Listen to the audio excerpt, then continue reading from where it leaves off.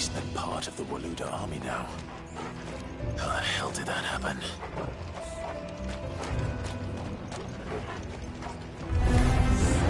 They spotted us.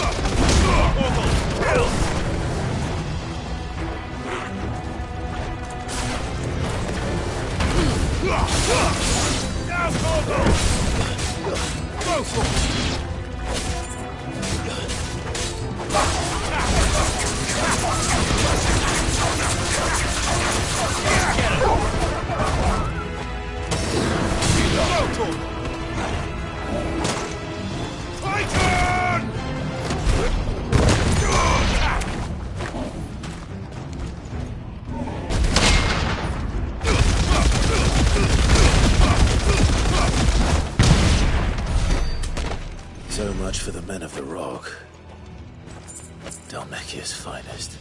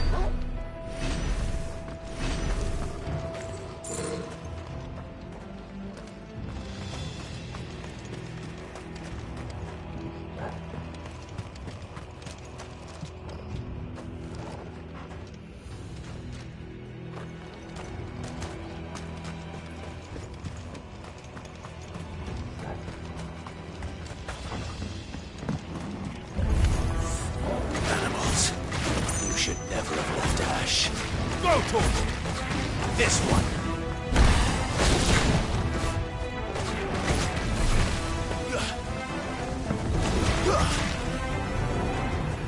Attack.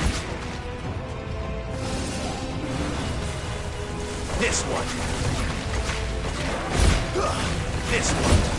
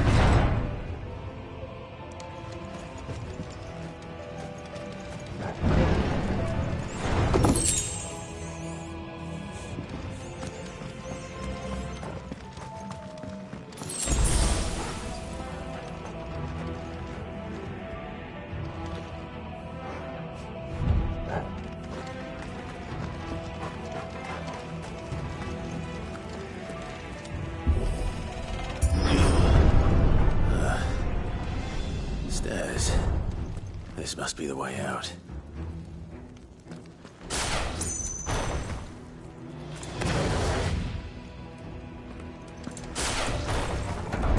Over here! Go, Tor! This one! Over here! This one!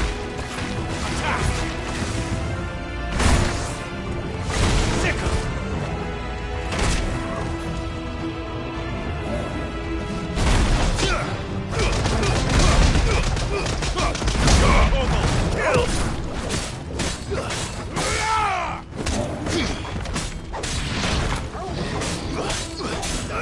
Get him!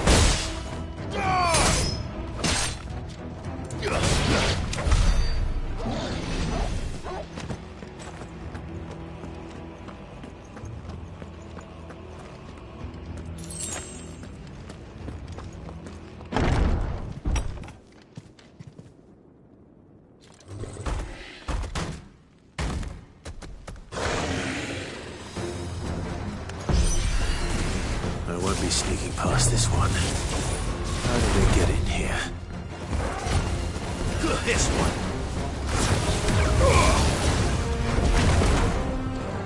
Sickle! Get him! Go, Tor!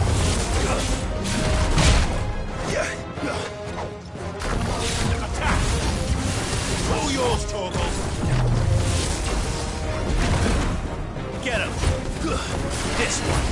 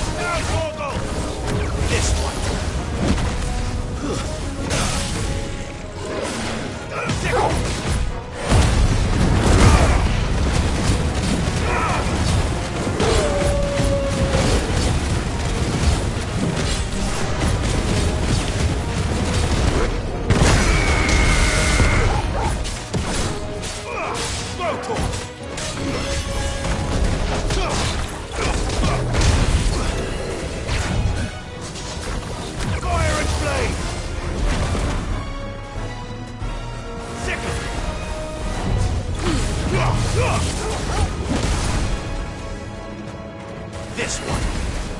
Sickle. Get him. This one.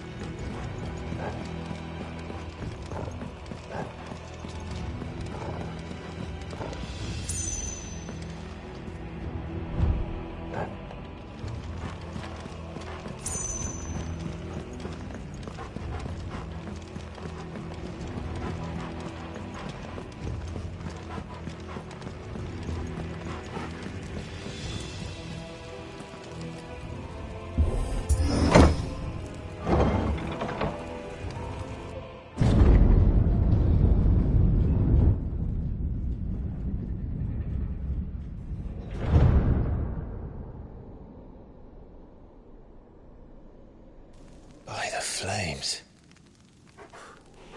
Come on, Torgal.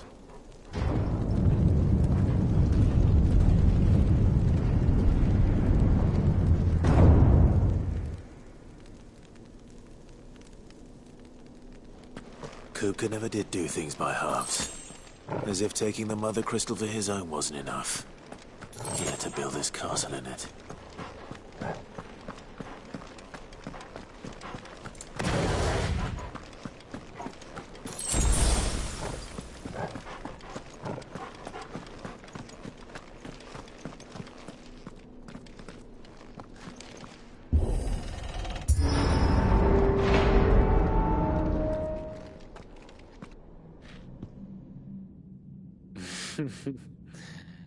Let the trial begin.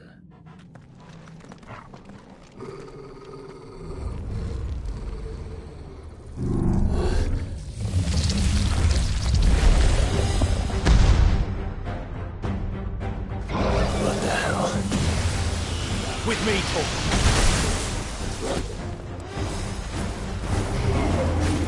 That's better. Over here! Slow. Get him! Over here! Attack! Get him!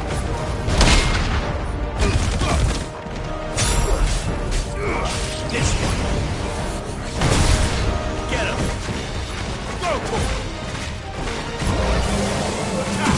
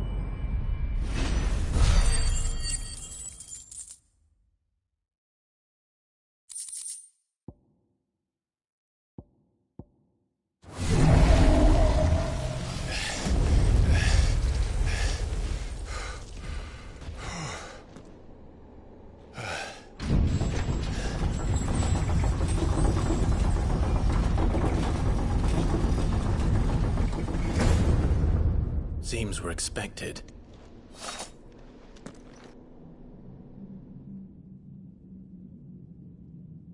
So this is the power of Muthos.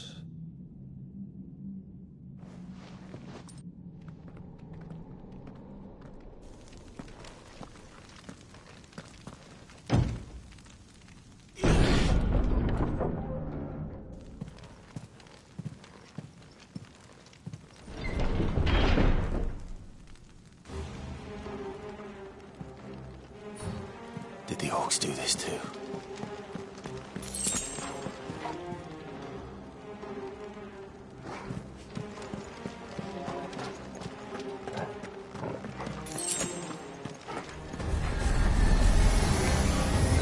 More of them. Get him! This one!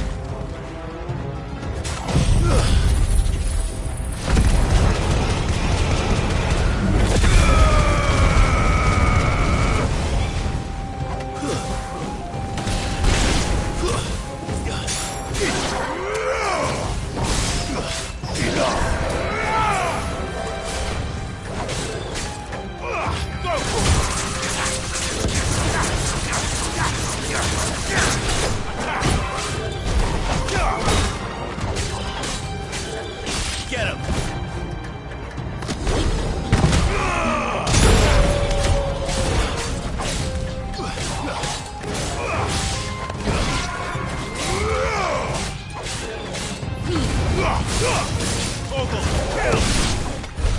What the hell is going on? Are these things here for me? Or for him?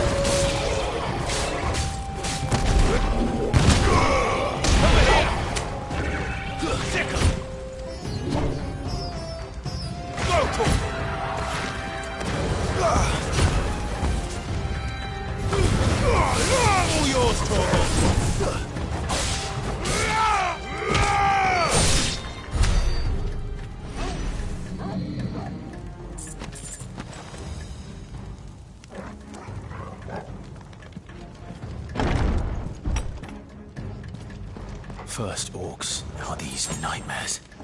Is this your doing, Ultima?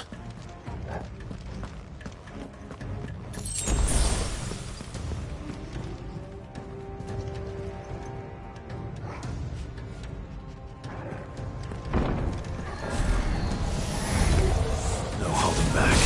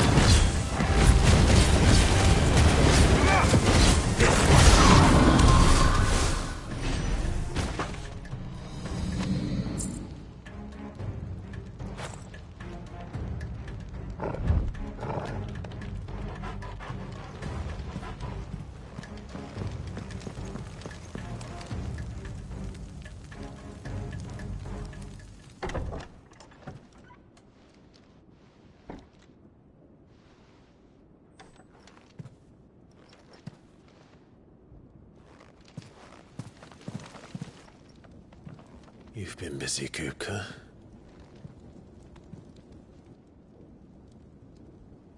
But where did you go?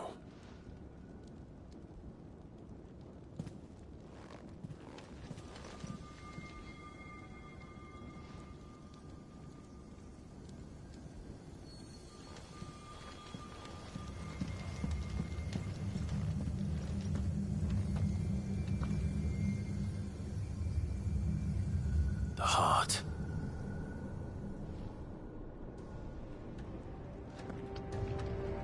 He's in the sanctuary. I can feel it. Come on, Torgal.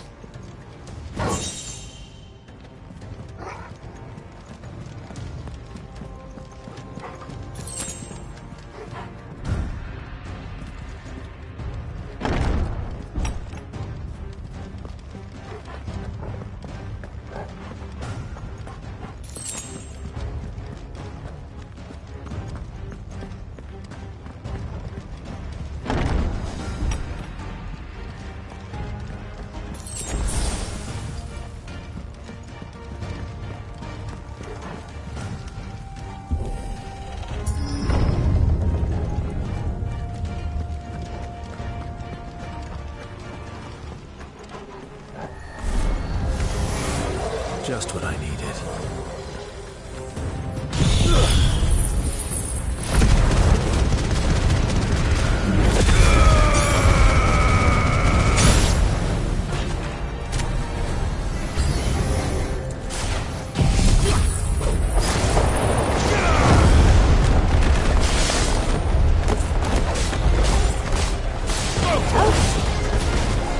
This one.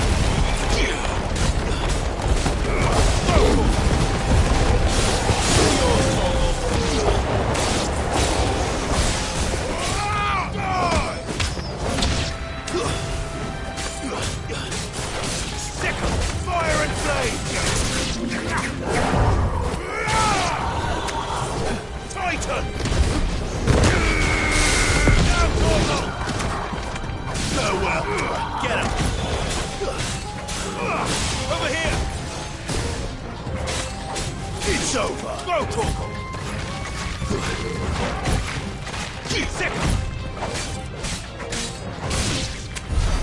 That had better be the last of them.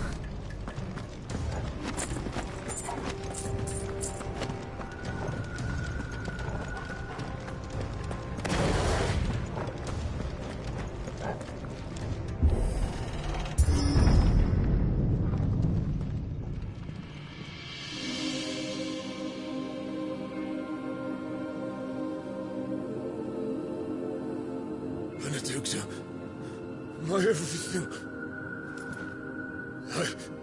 I've missed you so much. Kuka!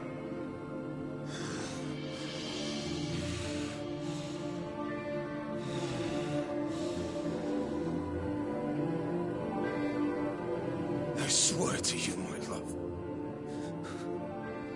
We will never be parted again. What's wrong with him?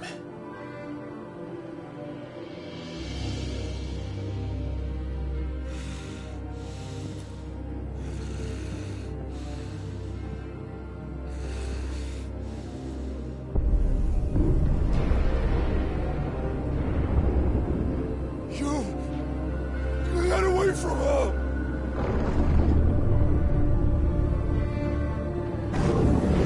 Benedicta!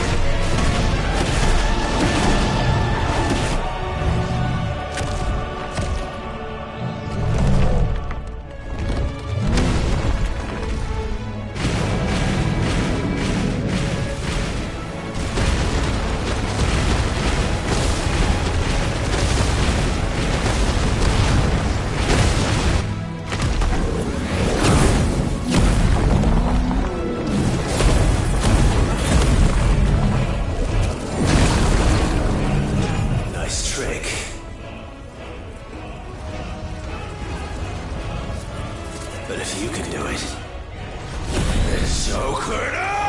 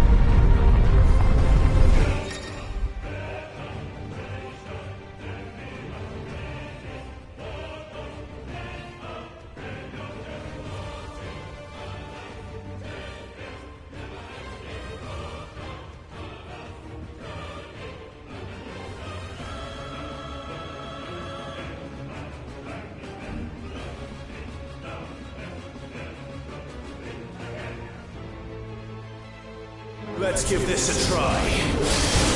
Not bad.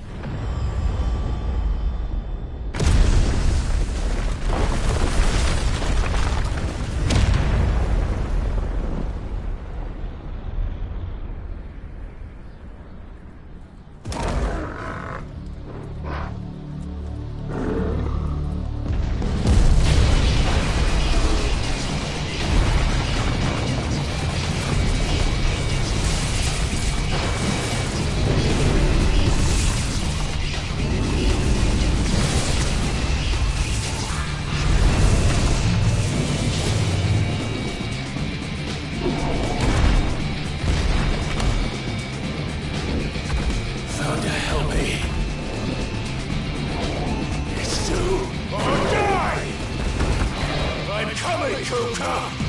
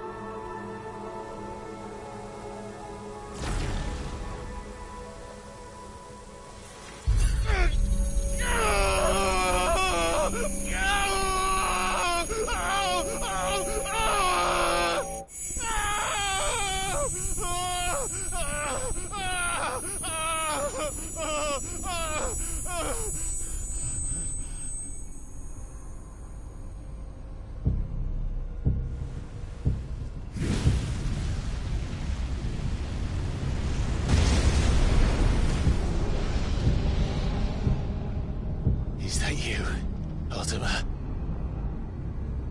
What do you want? Your soul is tainted with worthless human will, yet your thirst for power remains undiminished.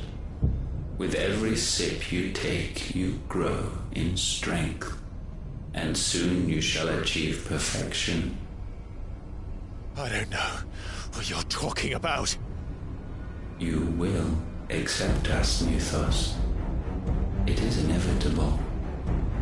You were created for this purpose, and you shall serve it. Never!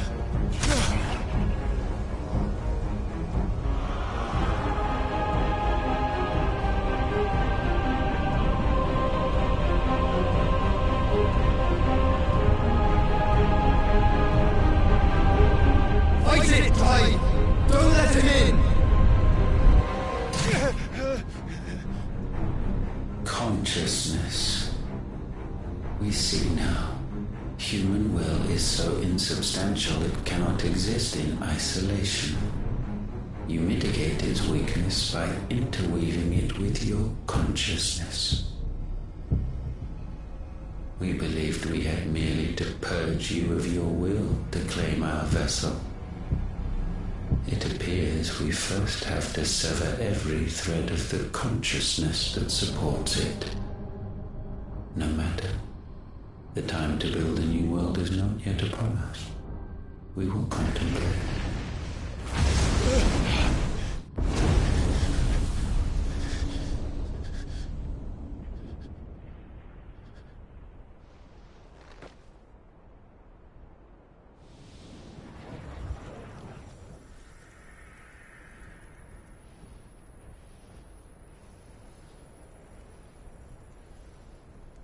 Thank you, Joshua.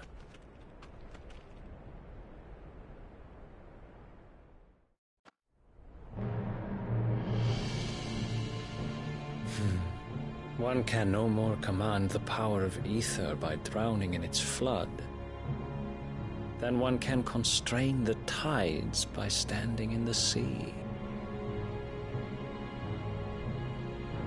I had thought Hugo wiser than this, but it seems his head was full of rocks after all. Titan was strong. Your Majesty. But Mythos is stronger. For 5 years, that man lived only for revenge. Clinging fast to a fiction, even as it swept him into the abyss.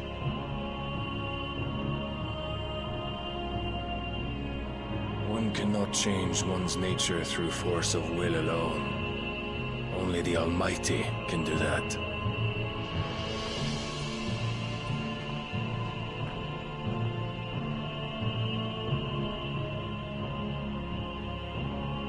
Hugo Kupka, the man who gave his life for a woman's head.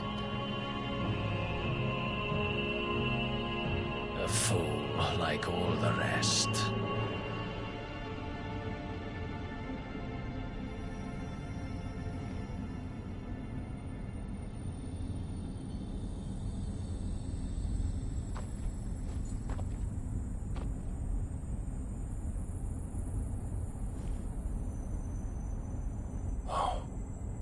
That the death of a mother crystal should be so beautiful.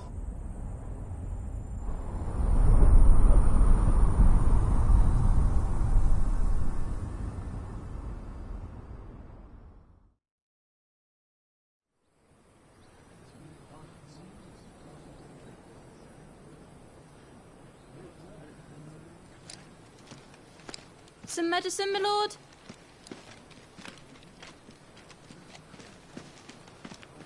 I have salves, potions, anything you need. Stop bothering me, urchin, or you'll feel the back of my hand.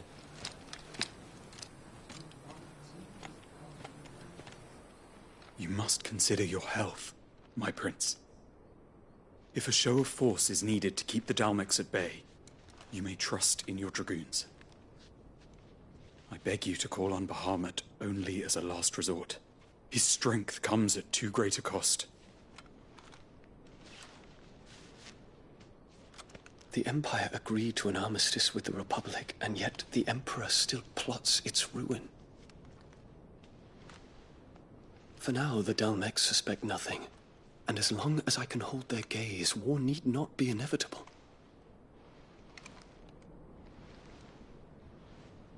But more than that, Bahamut is the champion of the Empire. When our people look to the heavens, the sight of him gives them hope.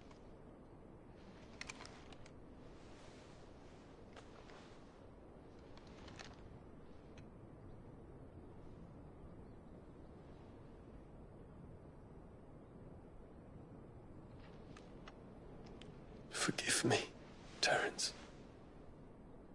Would that you were my master.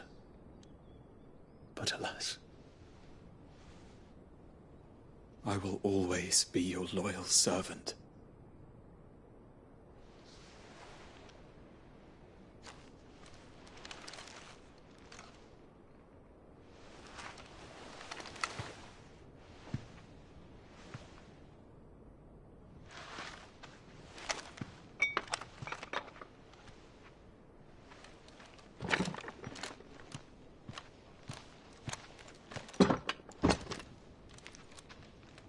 Should the Council's brazen maneuvering prompt the Republic to tear up their own treaty and launch a new assault, our soldiers would advance to meet them, cutting across the Central Isles, but not in time to prevent their forces from breaching the southern defenses and storming Twinside. And so the capital would become a battlefield. Thousands of innocents would die. I cannot allow that to happen. There is one small mercy, at least. You will not be forced to do battle with Titan.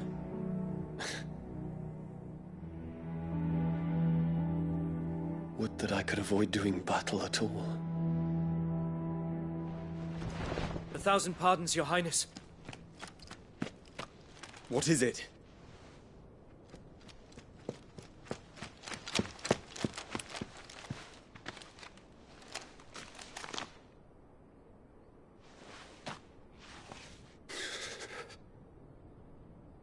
Olivier has been made Emperor. What is the meaning of this? My father's orders. What were they? Quickly! Yes, Your Highness. His Radiance requests that Your Highness maintain position here and... Ah!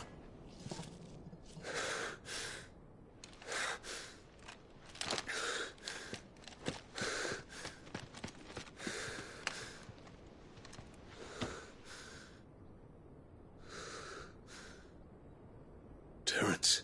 Yes, my prince. I must go to the palace. I'll ready your steed.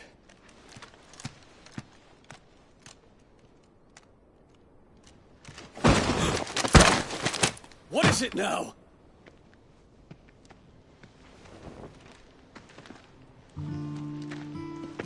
Forgive the intrusion, Your Highness. I know you. At ease. We stand in the presence of the Phoenix. You wouldn't want to get your fingers burned. I hope I'm not interrupting. Not at all. Though I admit, I did not expect such a distinguished guest.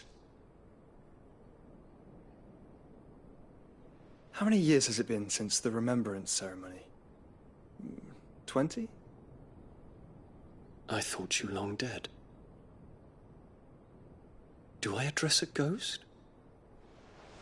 Many have told me that I look like one. But no. I'm alive. Just.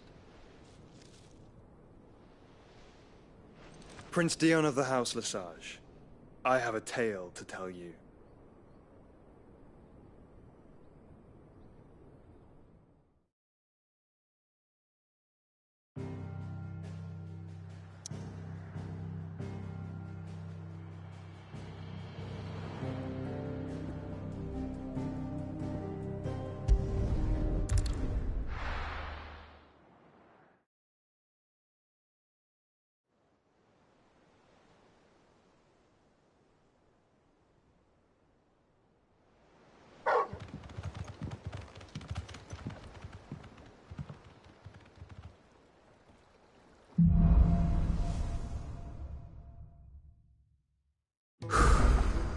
I'd better give Otto the good news.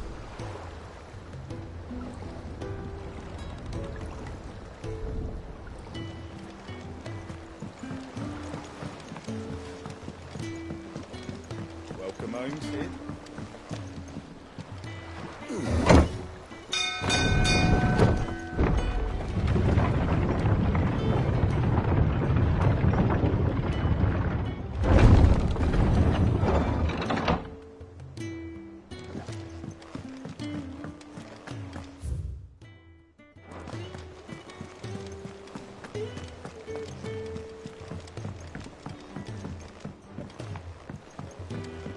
We're seeing troops amassing at every border crossing.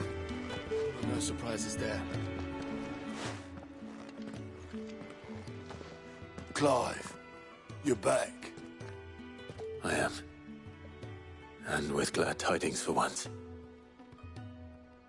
Hugo Kupka is no more. Well, I'll be. All of our comrades who lost their lives back at Sid's place be smiling down at you right now.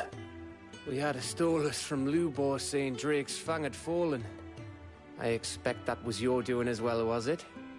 It's a long story. One for the history books, I'll bet. Welcome home, Clive. It is good to be back. You look better. I feel it. Which means I'm coming on your next little adventure. You're not leaving me behind again. Wouldn't dream of it. Otto. Any word on the Royalist movements since I've been away? Shouldn't you be putting your feet up? If you really want to know, go and have a word with Vivian. Thank you. I will.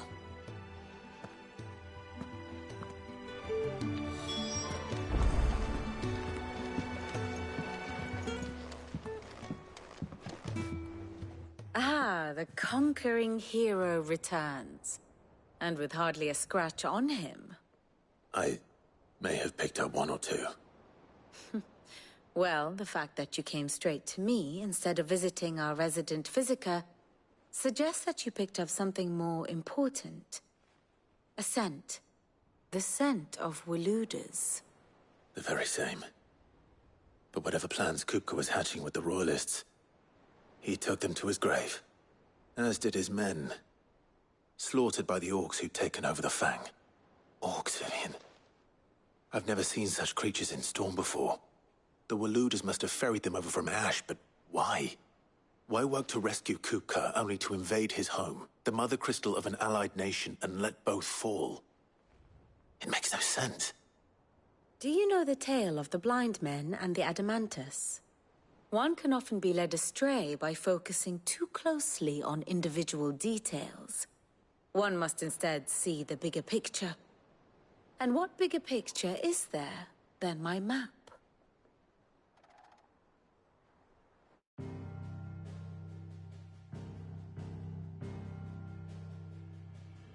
The Kingdom of Waloed claims dominion over all of Ash.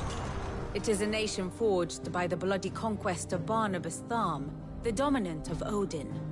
The Canvarian War of Independence in 849. The Battle of the Twin Realms in 865. The Battle of Belinus Tor in 873. Wheresoever his armies fought, Odin was found where the fighting was fiercest. But of late, the warrior king appears to have laid his sword to rest. Battle rages for control of the crystalline dominion. Yet Tharm sends not a single ship in support of his Dhalmekian allies. Meanwhile, the Blight ravages great swathes of Ash. Yet warlike Waloed shows not the faintest interest in laying claim to untouched lands. So why go to the trouble of sending an army of orcs into the heart of Drake's Fang, only to make no attempt to claim the Mother Crystal for Waloed? It can hardly be for lack of men. Tharm's armies rival any in the Twins. No.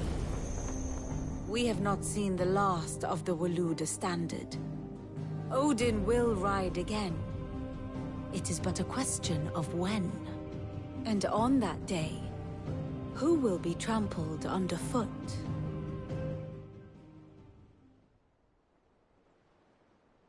In summary, I know not to what end the Royalist betrayed Kupka. I know only that it is part of some broader scheme. A scheme tied to the ambitions of one man. King Barnabas. But there is no need to wallow in confusion. If one is to cure a sickness, one must first identify the symptoms. And your Lord Uncle has volunteered to do just that by keeping an eye on the Royalists' movements. He's really throwing himself into this. Indeed he is. Which means all that remains for us to do is await his reports. Well, not quite all in your case. The people of the Hideaway must hear the news. Justice has been done. Hugo Kupka is dead. The wounds he left that night are still raw. Especially for those who lived with Sid the longest. Tell them that those wounds might finally begin to heal. Consider it the price of today's instruction. I've never known you to be sentimental. What can I say? I am only human. And we are, all of us, sentimental animals at heart. I suppose we are. Very well. I'll go and spread the word.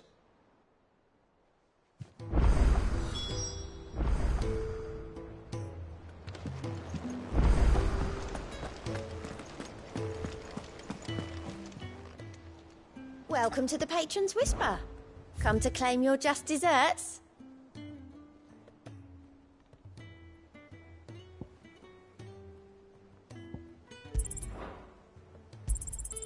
Here you are.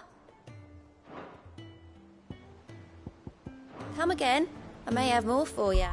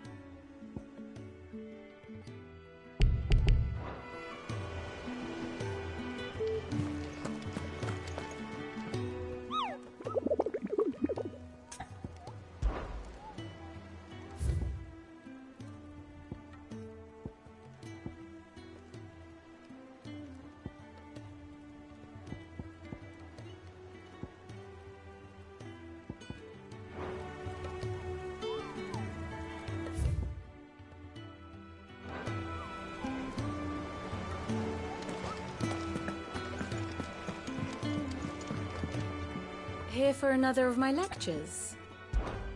How may I help you today? Of course.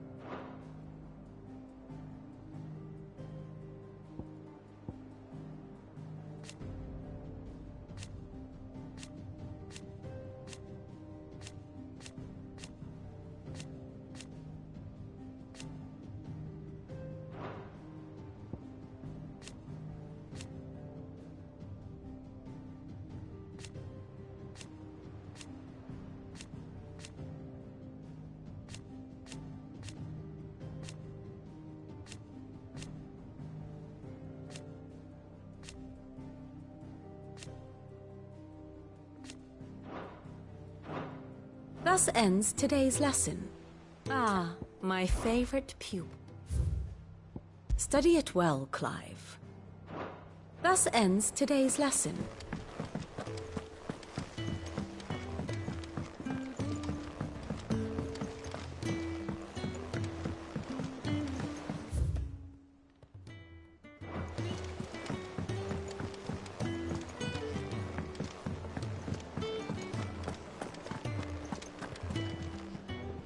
Well, someone looks pleased with himself. It's true what I'm hearing, then?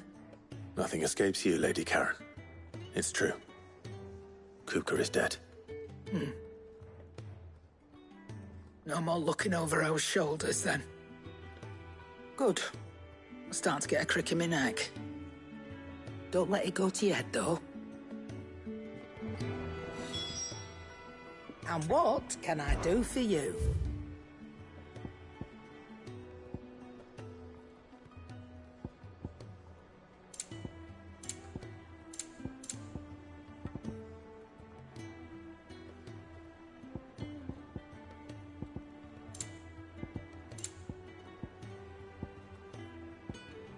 Finished, are you? Blackthorn, What is it? I'm busy. I wanted to tell you that Hugo Kupka is dead.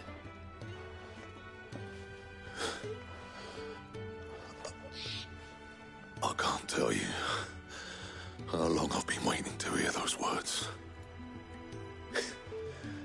This is it then. A new beginning under a new Sid. I'll try to live up to the name.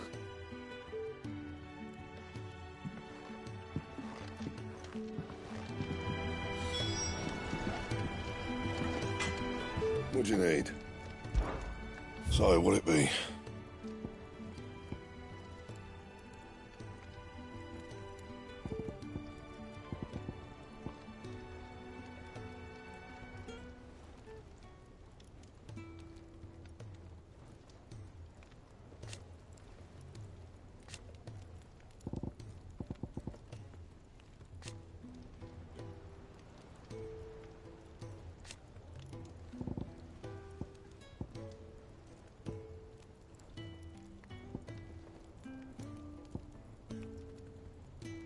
Bring me the materials, and I'll think about it.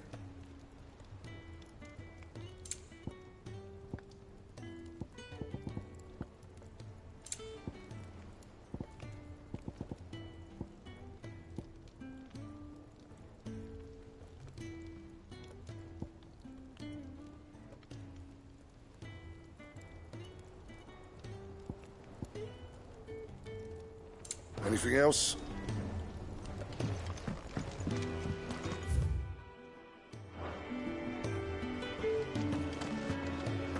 If the state of our coffers is anything to go by.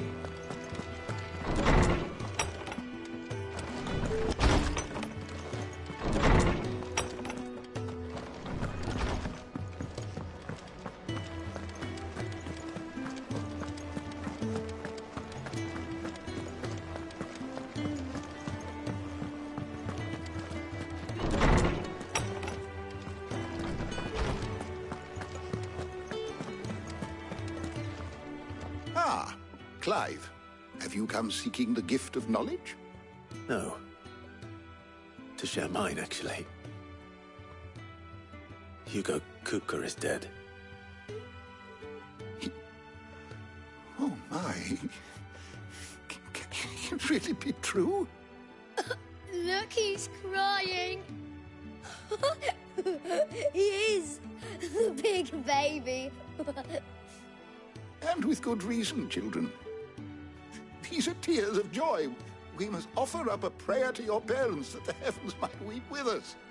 There shall be no lessons today, only thanksgiving and merrymaking. Go, put away your things. All right. Brilliant.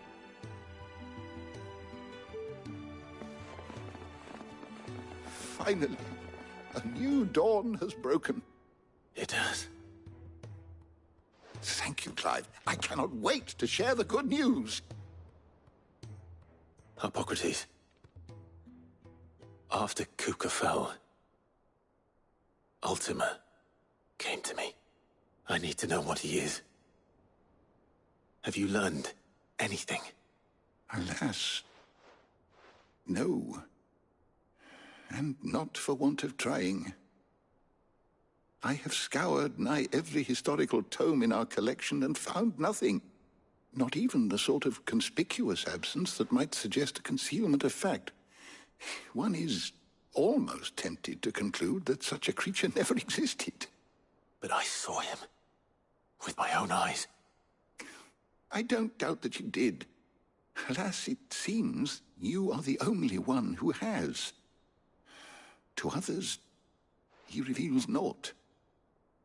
We see only that which he leaves in his wake, like some terrible force of nature beyond the ken of mortal man. A bringer of death. Whether the Ultima you met with was the being itself, or merely another projection of its power, I know not. But until I do, my investigations shall continue. Thank you. It means a lot. Right. Let's see if Otto has anything else for me.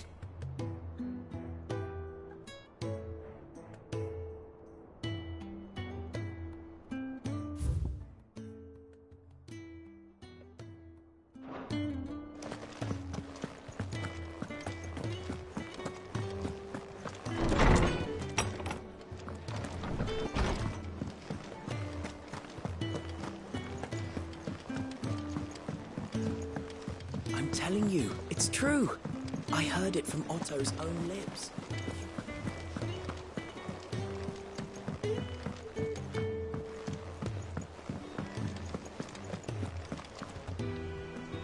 You barely sat down since you came home. Vivian got you running errands or something? Just spreading the word.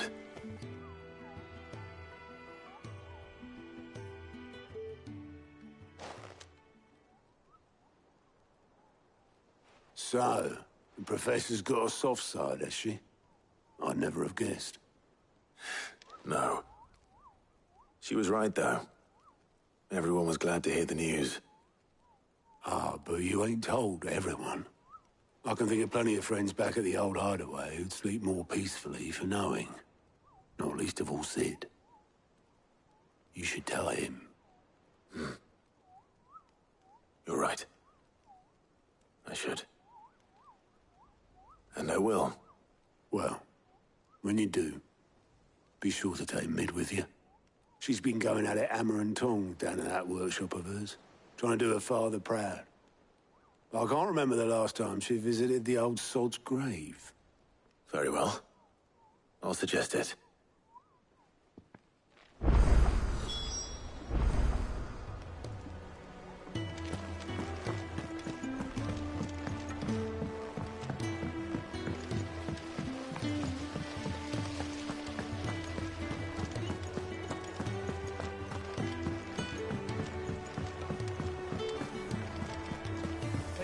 kid might need some help. If I don't come up with something soon. All right, Clive? What do you want? I'm going to visit Sid, and I thought you might like to come with me. Sorry, I'm too busy for all that right now. I've got to get this thermal displacement stack sorted. Thermal... Displacement stack. Here. And this is for... Only the fastest, finest ship the world has ever seen. The Enterprise. Me and my dad designed it together. Where other vessels rely on the fickle winds to drive them through the water, ours is fitted with mithril engines. And those things have got more push than a behemoth in a bad mood, and more heat than all the hells put together. Which is where the stack comes in. I may have already talked some tight-lipped shipwrights into putting the hull together for me in a little dockyard in Canva. But the stack's a bit more involved, so I'm building it here. Thing is, it's so involved that I'm running behind and it's starting to hold things up over at the shipyard. I'll come and see my dad, though, when I'm done. Whenever that is. Is there anything I can do to help? Good old Clive. I were hoping you'd say that. First things first, I need some parts meching. The stack will be made up of 3 major components. There's the plating, here, that channels hot vapors away from the engine. The helm over the top, that disperses all that heat into the air. And the shielding around the sides. That stops the rest of the ship from going up in flames. A full suit of armor, then? Probably best to take it one piece at a time. Then you'll need to start with the plating. Everything else fits onto it. I've got the designs and the list of materials here. Show these to Blackthorn. He'll know what to do.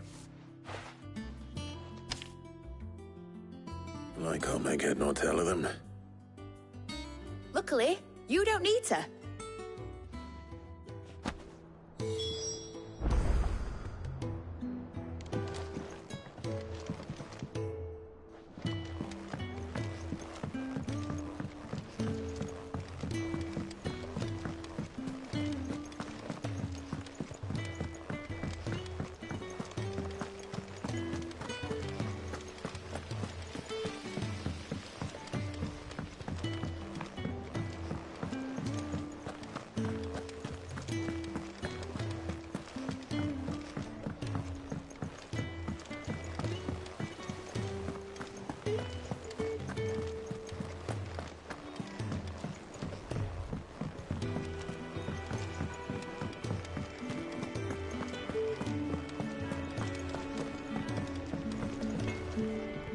Blackthorn, can I ask a favor? Out with it. It's for Mid.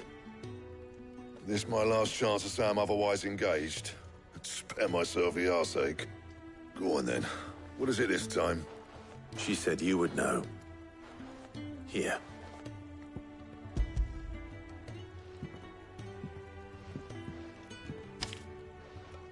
Krieger's Teats. Well, I don't know what the hell you'd want this for, but I can make it. Won't be easy, though. And I'll need help. Get Gavin-Otto in here, will you? All right.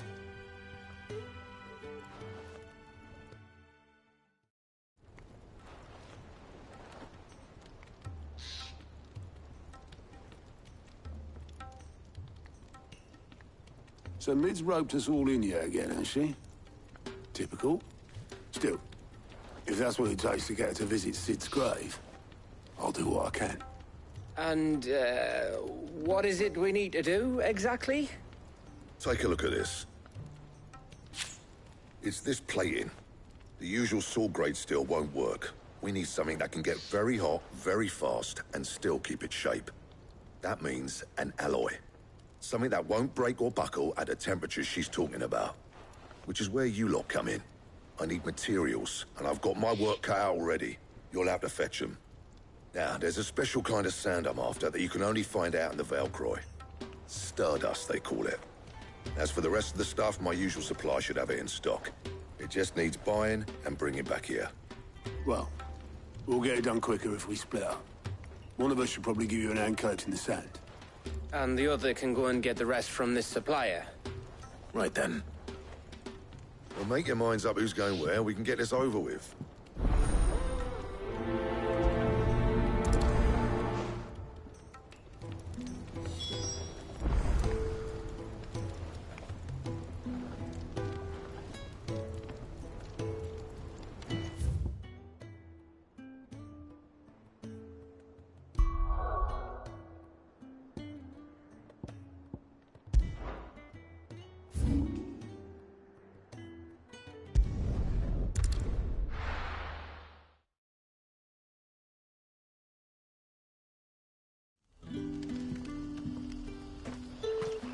Good day to you.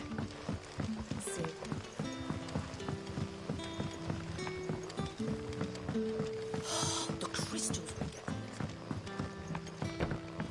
We had to dig a new cellar. Ah, Clive. Your timing is exquisite, as always. I have a concern which you may be able to assist me with. Go on. There are whisperings afoot of shadowy figures having been sighted outside the village. Rustlings in the undergrowth, suspicious noises. My people fear that they are being watched. It may be no more than a surfeit of nerves, understandable in the current climate, or it may be the prelude to something altogether more dangerous. Given what I hope you'll forgive me calling your nose for trouble, I wondered if you might investigate. Of course. Excellent. You might begin by speaking with the good citizens of Lostwing. Listen to their tales, and make what you will of them. All right. I will.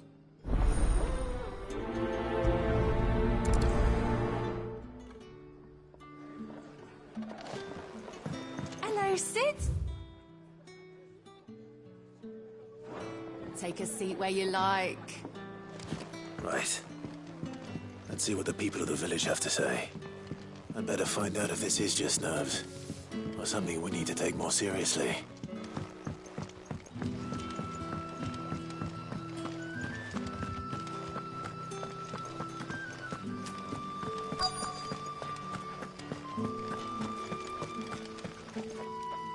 Do you have a moment? There's talk of suspicious figures in the woods. Have you seen anything out of the ordinary? No, but I've heard something. Sound of scraping metal, like someone sharpening a sword. Where was this? In Lorbert's Pass. Was out foraging for herbs when I heard it, screeching out from between the trees. Ran back here as quick as my legs would carry me, and I ain't been back since. I see. I'll look into it. Thank you.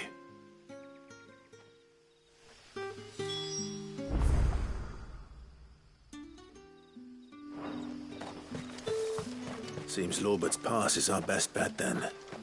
What do you say, Torgal? Shall we go and investigate?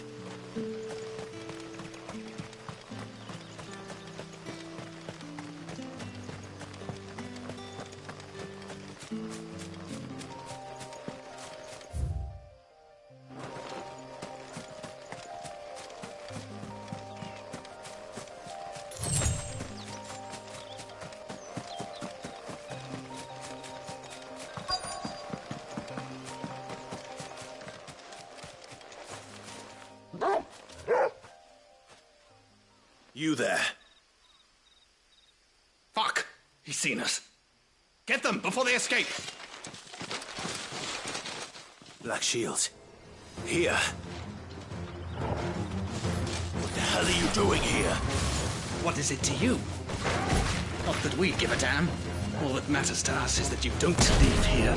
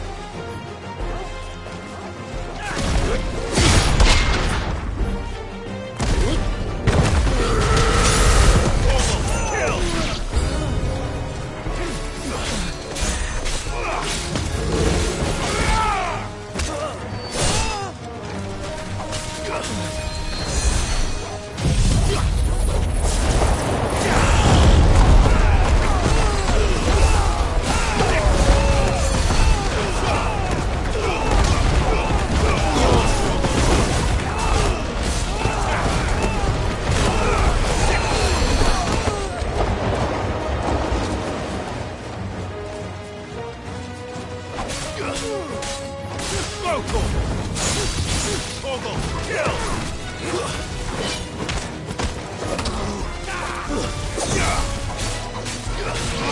This one. Get him!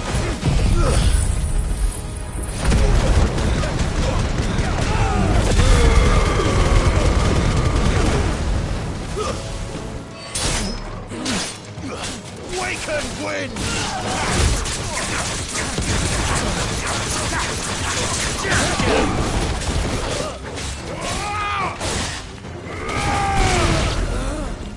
Over here!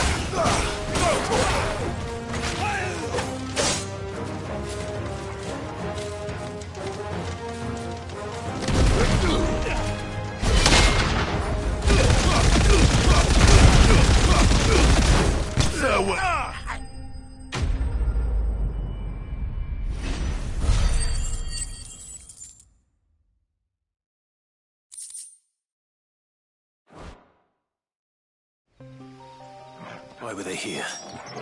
Are they planning an attack on Lostwing?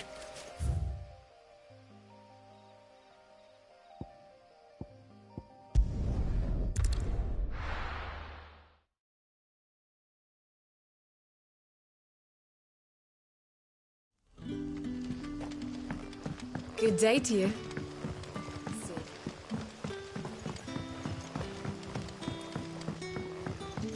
The crystals we get.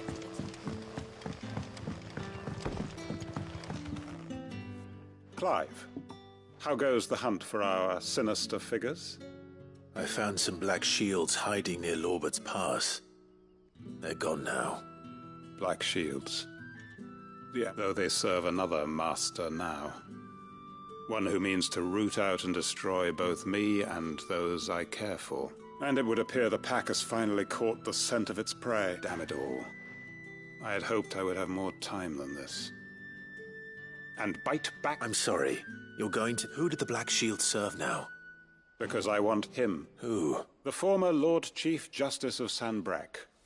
All that I have built here is for... I don't understand. Why him? Why Lostwing? I suppose it is better that you know the truth. I was a member of the judiciary once.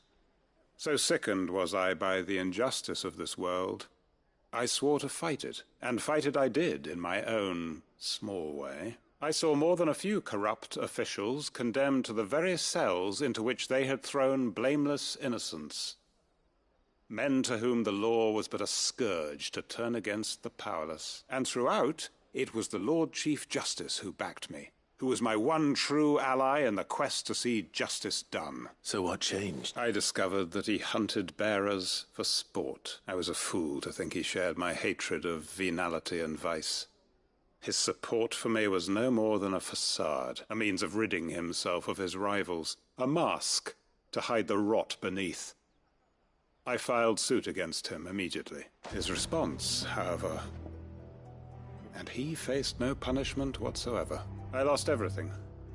My loved ones, my livelihood, my position, the faith I had once held that any modicum of justice might be achieved through the court. So I set about enacting. I tracked down every soul who served him, and slit their throats myself. But the man himself proved an altogether more difficult target. With money and power come protection. And so I saw that I would need an army of my own. I came here to Lostwing and began recruiting like-minded individuals. And everyone here knows this is why you do what you do. Of course. They too have lost loved ones to the bearer hunts, seen faultless friends sent to the gallows to spare the guilty. All under the watchful eye of the Lord Chief Justice. Our wounds are the same.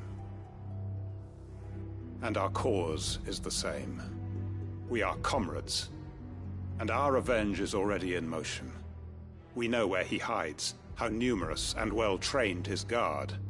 What we did not know until now, however, was that his plans may already be in motion too. Quentin. Our time is short. He may move against us at any moment, unless we move against him first. My friends and comrades, it begins. Make ready for war.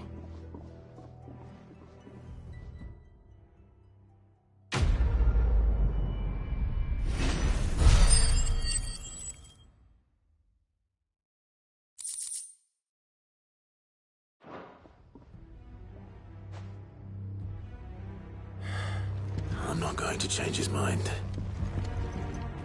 What can I interest you in today?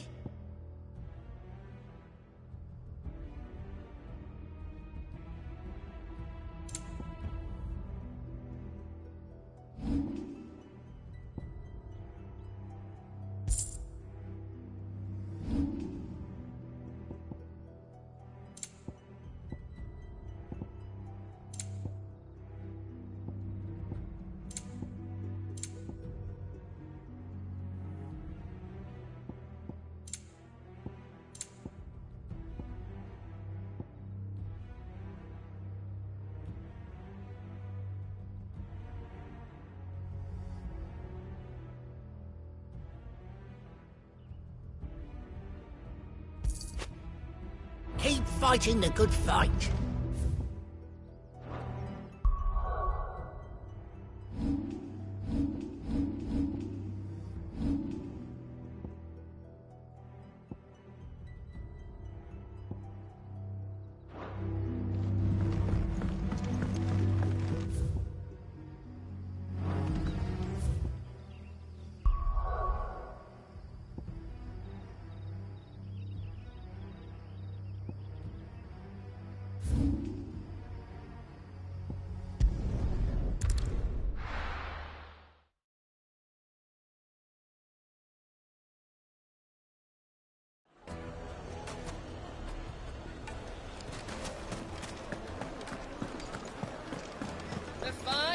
Take a sniff, good sir. Gone, just like that. And without so much as a by your leave. What's the matter? It's my apprentice. He up and vanished while my back was turned. I'd go and look for him myself, but I've got a bakery to run. A bakery that's now short one pair of hands. Loath though I am to rely on the kindness of strangers, I'm at a loss. Please, will you see if you can find him? I'll see what I can do. Do you know where he might have gone? I wouldn't be surprised if he was off somewhere mooning at Drake's Fang. He used to work there, you see. Poor fool left his heart in its hollow. All right. Then that's where I'll start.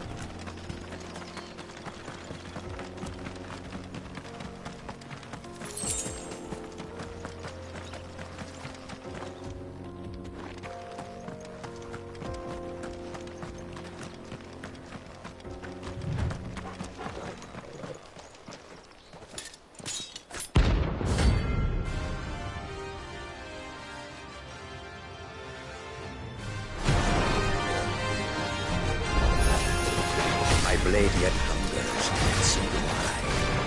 Come, let us feast on your flesh. Your feasting days are over. Go for this one. Go for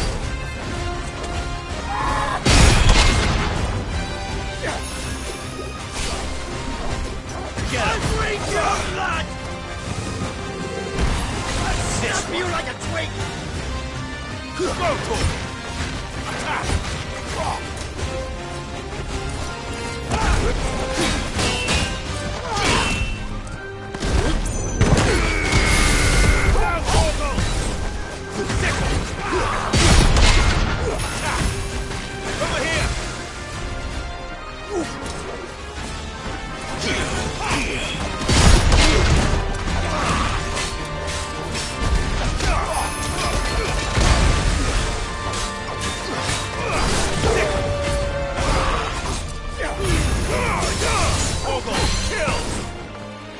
Over here!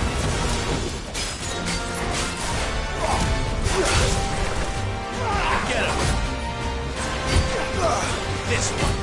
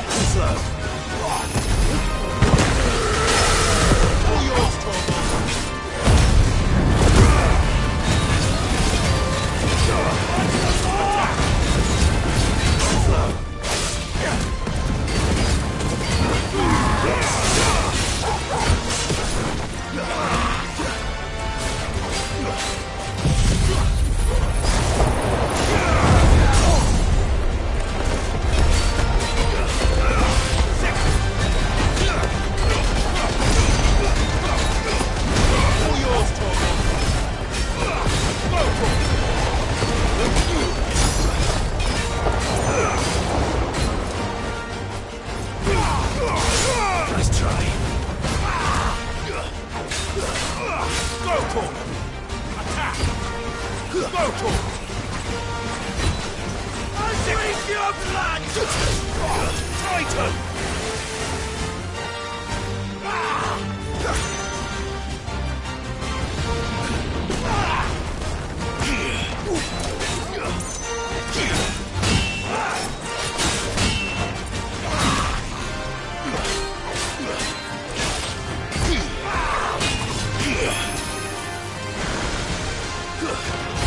I'll snap you like a twig!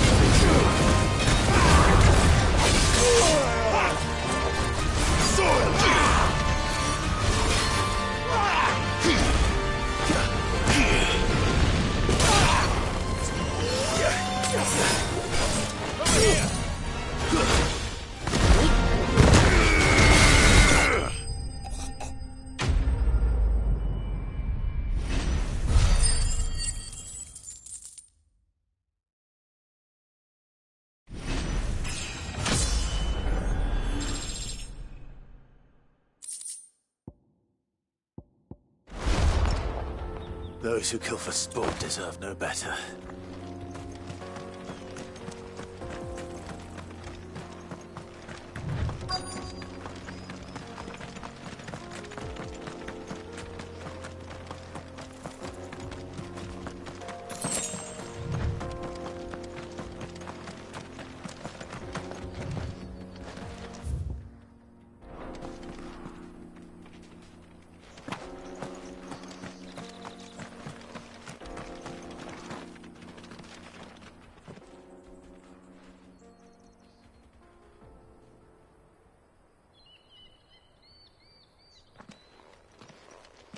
Excuse me. What do you want? The baker sent me to find you. I am a sorry, selfish sod, aren't I? Certainly not a baker. Master must have ruled the day he took me in. Time was the sight of the Fang used to calm my nerves. I take it you missed the Mother Crystal. I hated her, but she was all I knew. Worked her mines for years. And when she shattered, part of me shattered with her. I had to trade my pickaxe for a rolling pin. But I'm no good at baking. Every loaf I touch collapses. My bread's as hollow as I am. She was the only thing that could fill the hole inside me. Oh, I loved her, damn it. But now she's gone. What am I supposed to do? I ask her.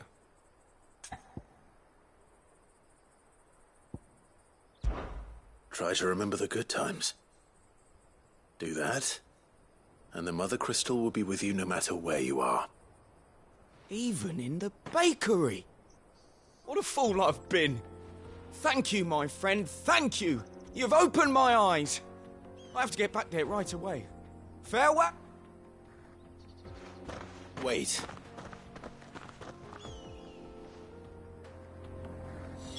Suppose you won't be needing an escort then.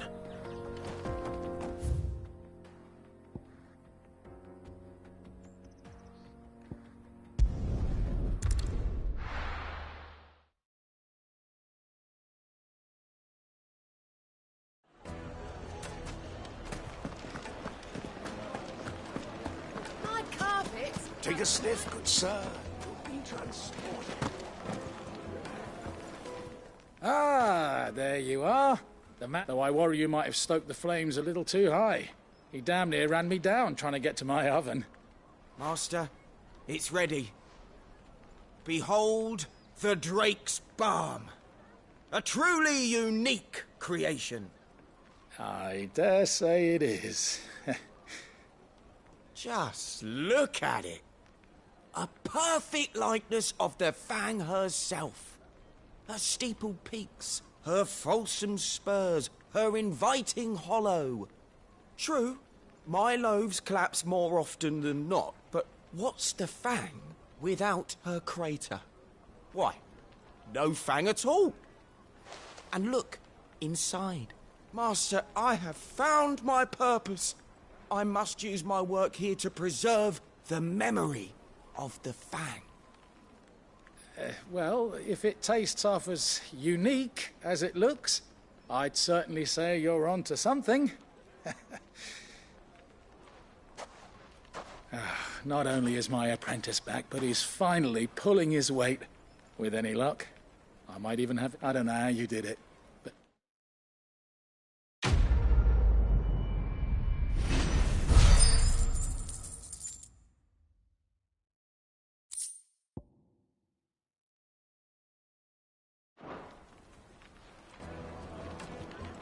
Now, Dusan, I know you're keen, but...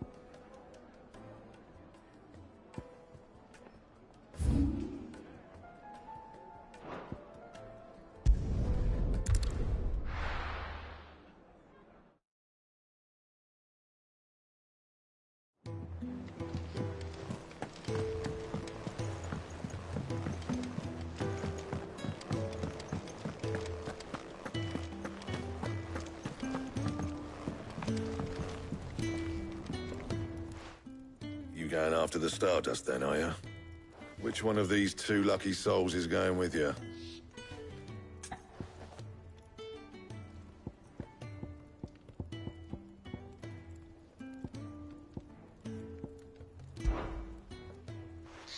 Gav, you're with me. All right, then. So, where do we find this Stardust stuff? There's a river that runs through the southern reaches of the Velcroy. It's the black sand that washes up on its banks that you're after. Southern reaches of the Velcroy, eh? That's down past Alamil.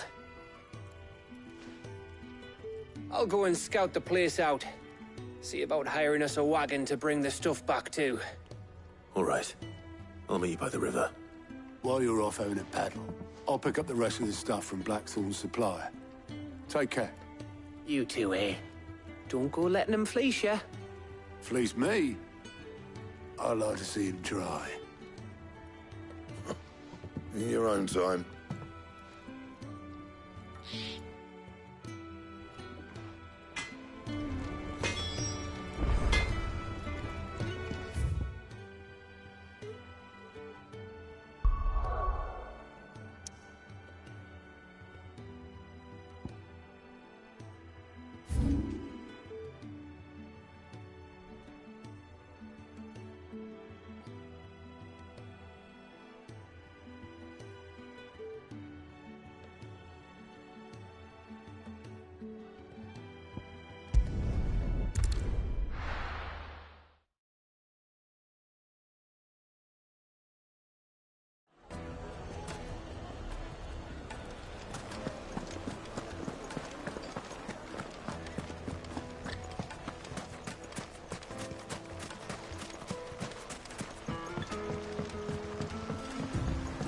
Looks like I found the river. Where's Gav?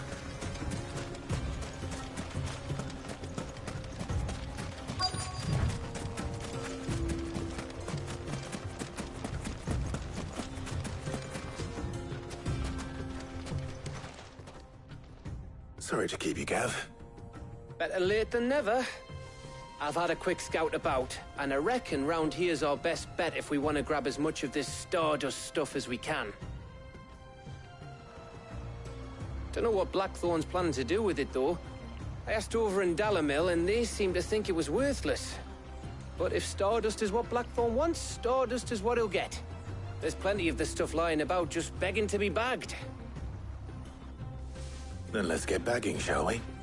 We shall. Race ya.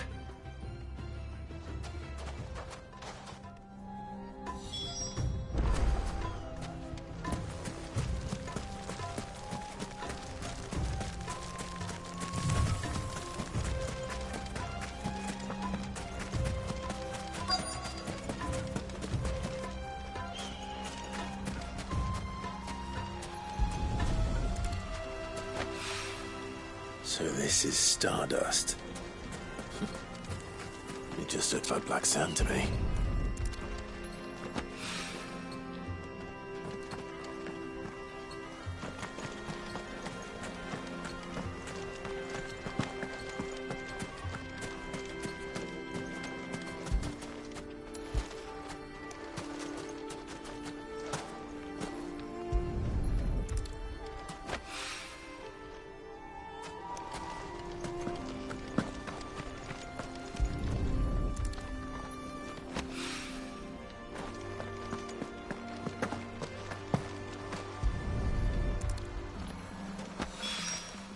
That should be enough for now.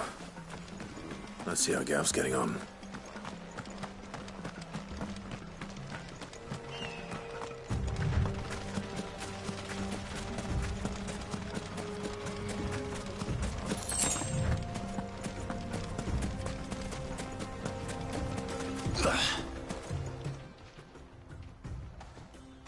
You finished? How much did you get? Enough. I hope.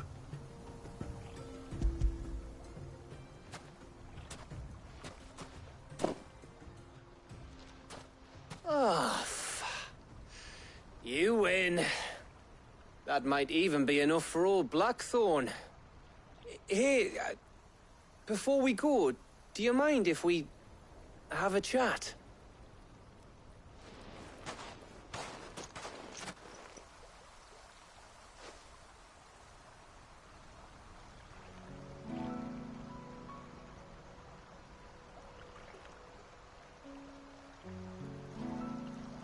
Feels like ages since we had the chance to talk. You know, man to man like. It does, doesn't it? Back when you first took Sid's name, we were talking all the time. Working out what to do in that. There was a lot to work out. And there still is. Those shoulders of yours starting to feel the strain. Hardly ever see you around the hideaway nowadays. Always on some errand or other. You can take a day off, you know. Says the man who spends most of his time behind enemy lines. Only 'cause you keep sending me there. I know I can count on you, Gav.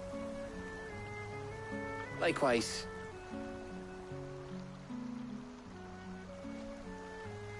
So you keep sending me wherever you need to, and I'll keep going.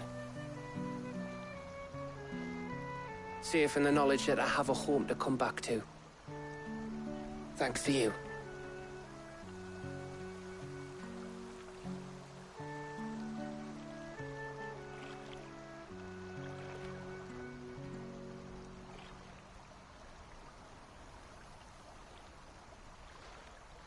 Right. That's enough soppy shite for one day. We'd better get this lot back to Blackthorn before he slings his hammer at someone. You go on ahead. And try to get some rest once you're there. Oh, I plan to. Believe you me. After Blackthorn gets what he needs, of course.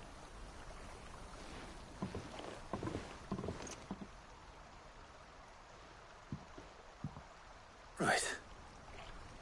Ready to go home, boy?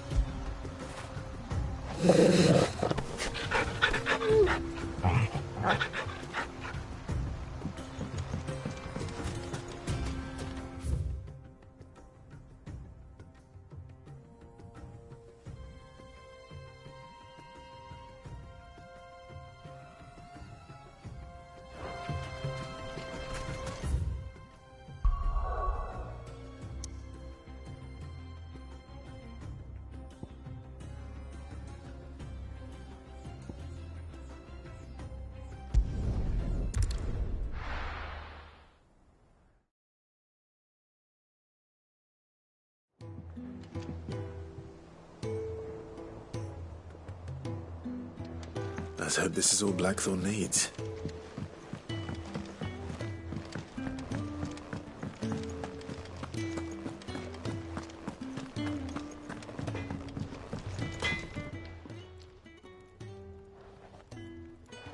Blackthorn, got everything you need? Yeah. Yeah. Cheers for the Stardust. Should be enough to be getting on with. We should go out on maneuvers together more often. You'll be sneaking around on your Todd all the time. I'll make a start on putting this thermal plating together then. It will take some time, mind. So if you've got other things to be getting on with, I could do without you breathing down my neck. Thank you, Blackthorn. I'll let Mid know construction's underway.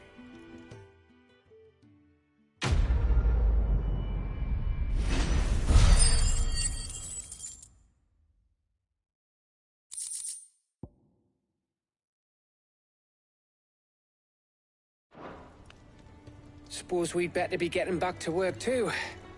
Give us a shout if you need anything.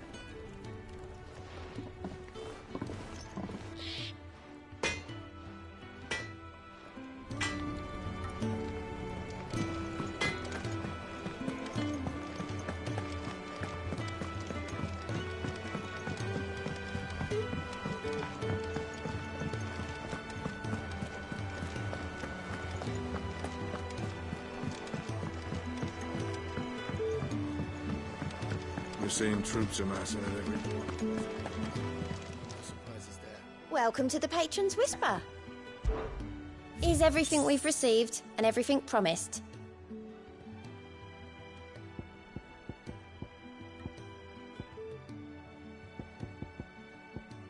Come again. I may have more for you.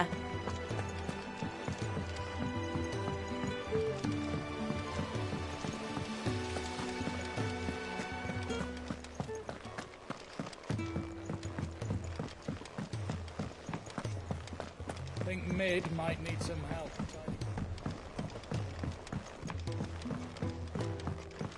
If I don't come up with something soon. You'll be pleased to hear that Blackthorn started work on the plating. Excellent. 1 down, 2 to go. So, what's next? The helm, of course. For this, we'll be repurposing fallen scrap. Salvage from the ruins? I thought that material was all but impossible to work. Ah, but we don't have to. I'm sorry? Just so happens there's one particular ruin that's broken into exactly the right shape and size pieces for what we need. What's the name back there? I'll give you all the details. What's her name?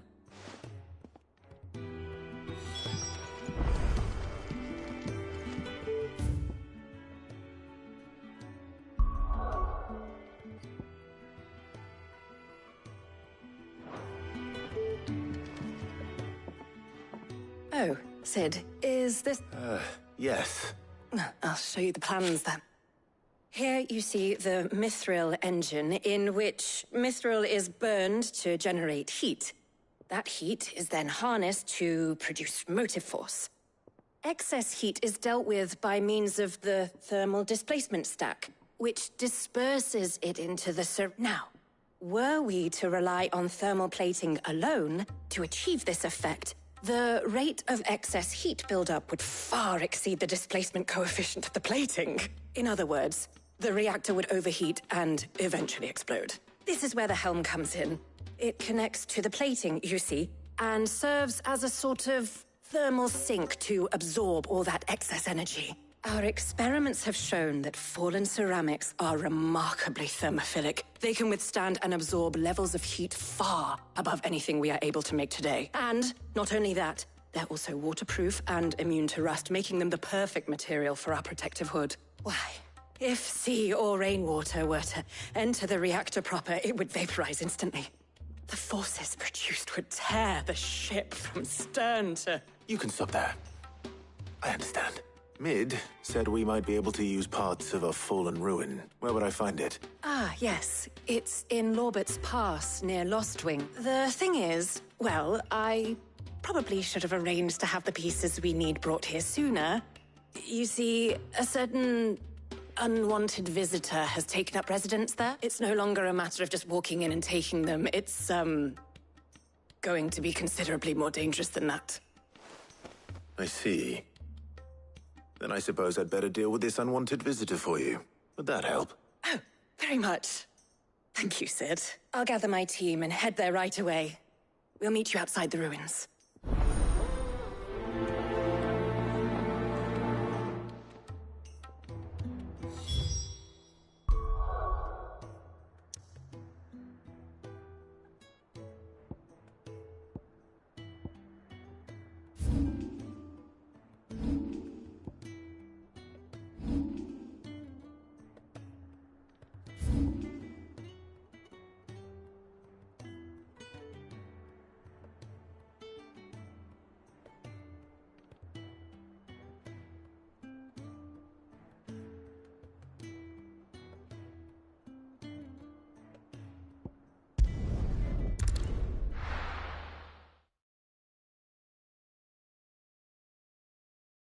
I'll be taking you all to a storehouse in the Bales.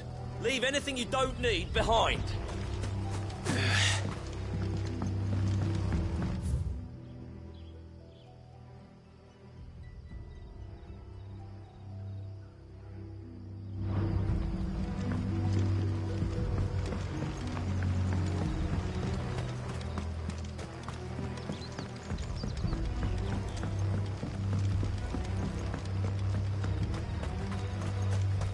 If you're ready, you leave at once.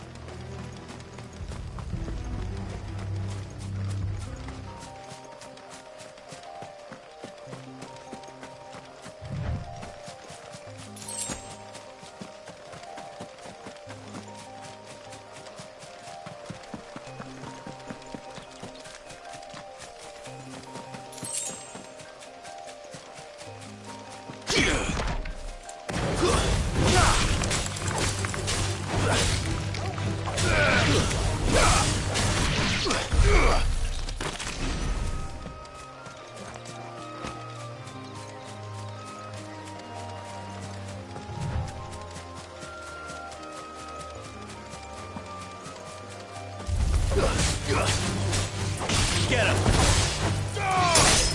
Get off!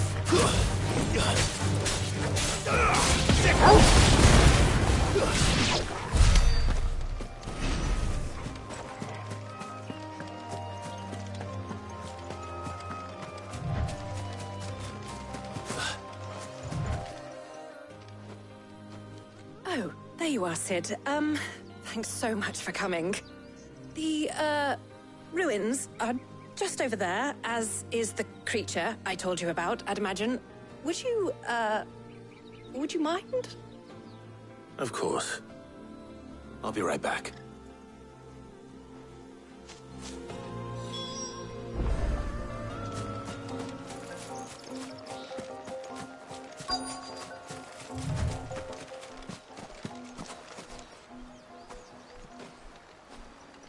Anybody home?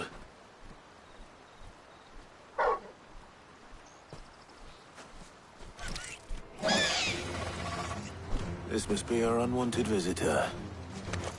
Time to go. Over here! Get him! This one! Too slow.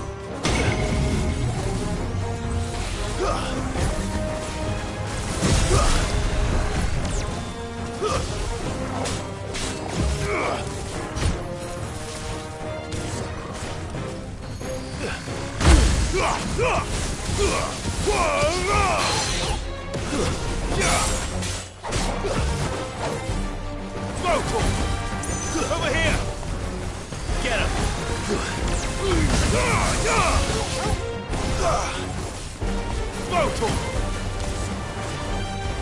Go, Torgal!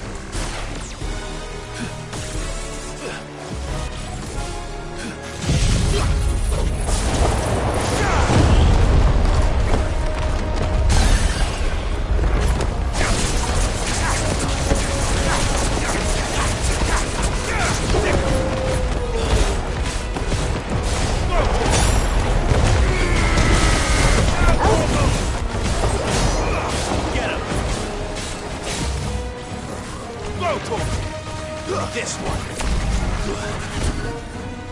Get him. This one. Go, Torgal.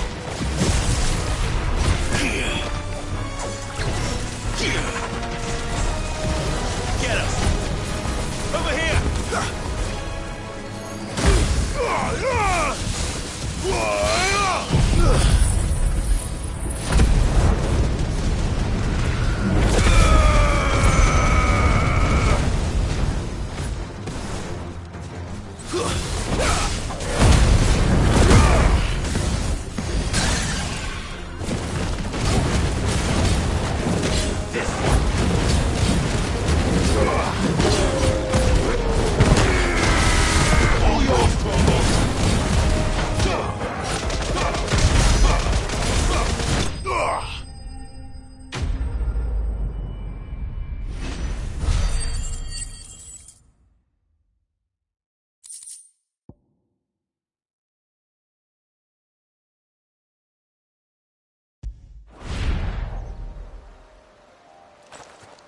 The things I do for you, Mid.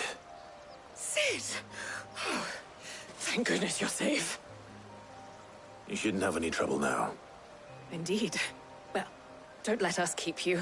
We'll, see that everything is transported safely back to the hideaway. All right. I'll let Mid know you're on your way.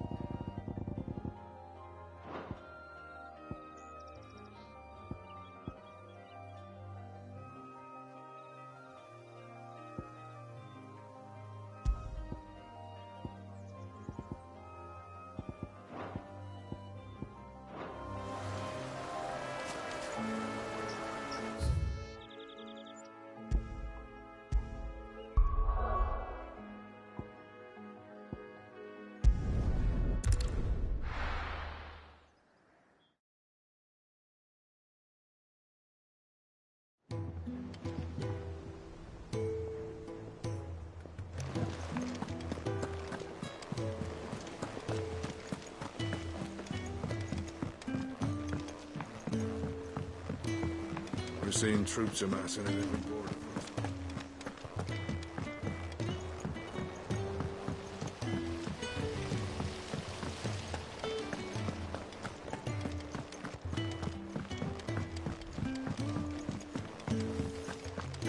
I think Mid might need some help.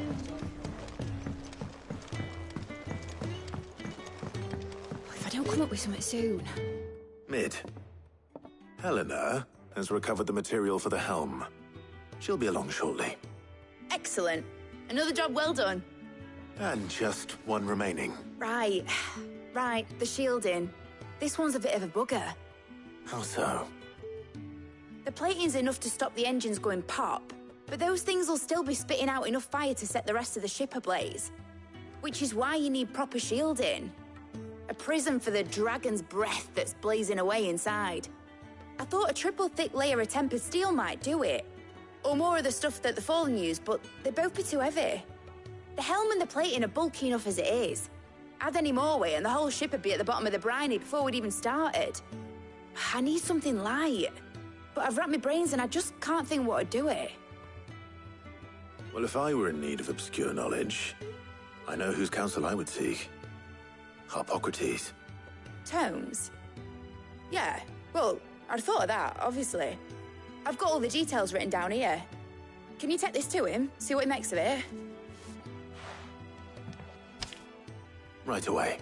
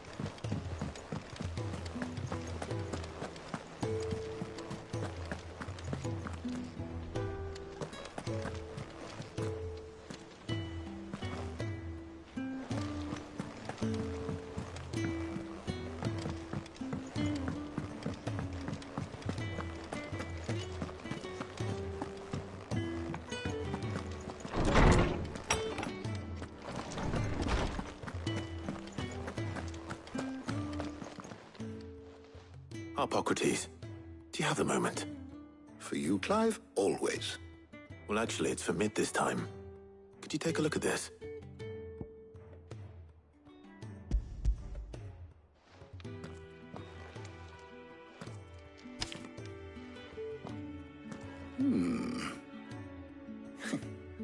Shielding for a mithril engine. Whatever will that girl think of next? What are these notes around the edges? She has some specific requirements for the materials. The shielding needs to be able to resist extreme heat on the inside, and yet remain cool enough on the outside not to set the ship alight, while also being light enough not to sink it. As you can imagine, she's struggling to find anything that meets her needs. I see. I wondered if you might know of a solution, or if you might be able to search the records for one. Perhaps it is not a different material she requires, but a different approach. What do you mean? Consider the lake we have made our home. Its blighted waters eat away far more quickly than fresh water or even brine, at timber and steel alike.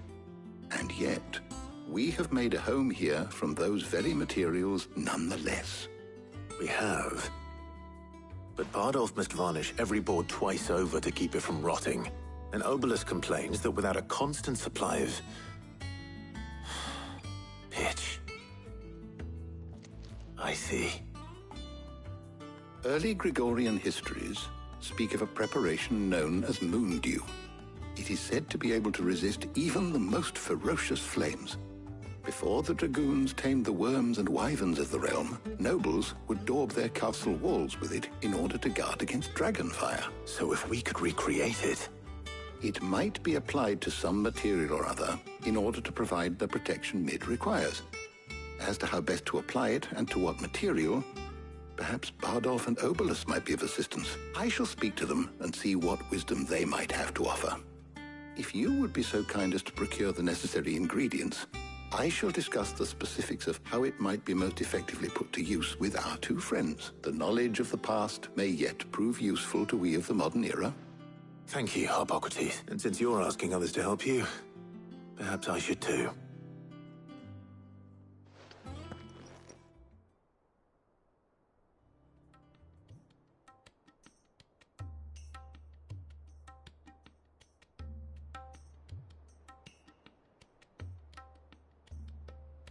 So you need a hand, do you? We do. I'll be heading to market for the ingredients we need. I could do with some help. And some company, too. The other can assist me in researching how best to prepare the shielding itself. Can we count on your aid? Always. Well, if Jill's game. Thank you. I am sure either of these fine young minds would prove indispensable in my research. I leave the decision as to who will go with whom in your capable hands, Clive.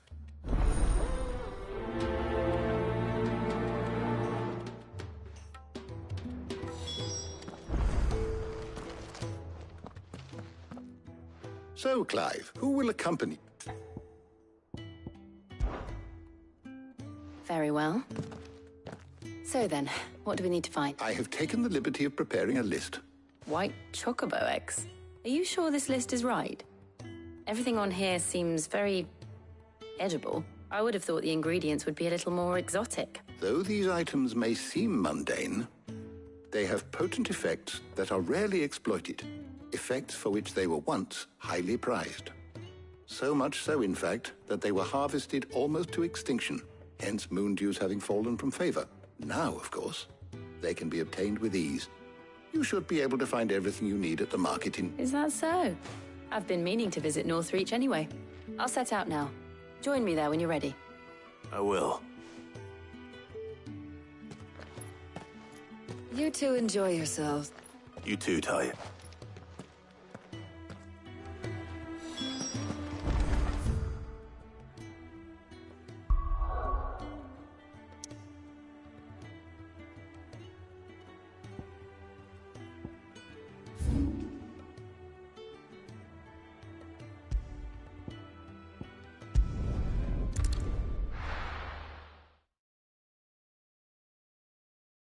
Now, where's Jill?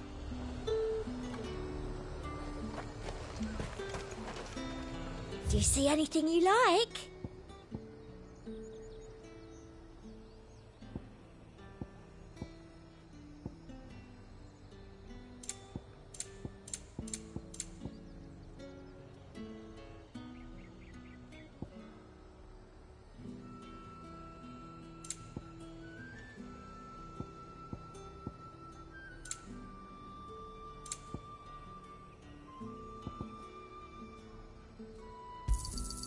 You've a keen eye.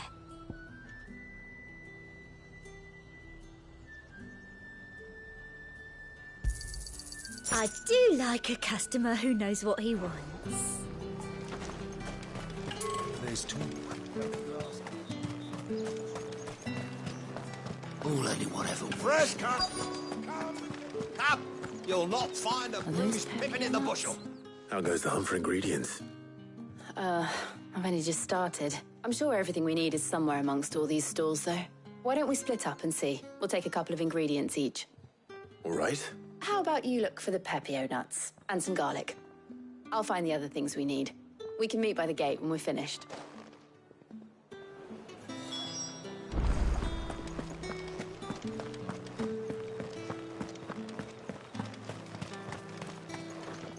We haven't much, but you're free to look.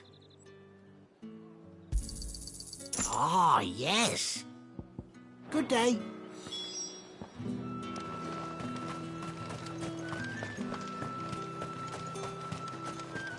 How the hell is it?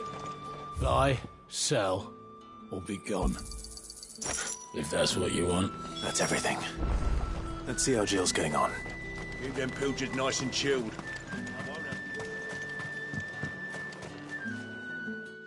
Did you find everything? I did.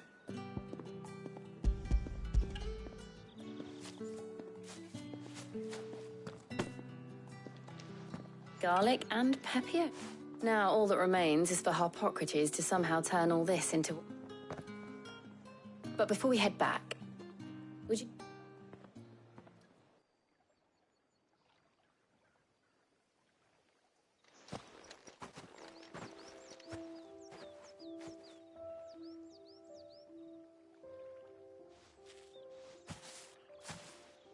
Thank you for asking me to help you today.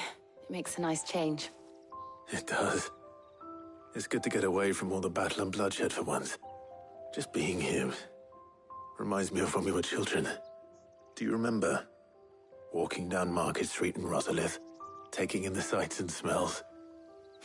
How could I forget? What with Torgal's antics. Remember how his nose would prick up at the scent of sausages? He'd go racing away and we'd have to go running after him. We wouldn't catch you now, would we, boy? Was there anything you wanted to buy for yourself while we're here? There was, yes. Well, sort of. Molly in the kitchens told me about a place that sells particularly good pies. Thought you might like to share one with me. I would. Thank you. And I saw some bread.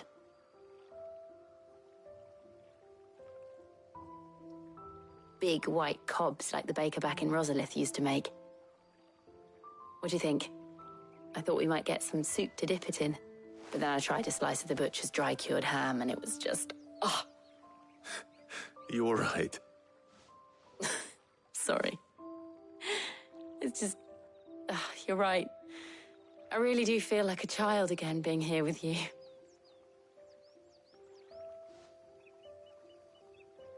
Clive. Is it wrong of me to enjoy this? No, Jill. This is how life should be. And it's how our lives will be when our work is finally done. When we can live on our own terms. I hope so. Thank you, Clive.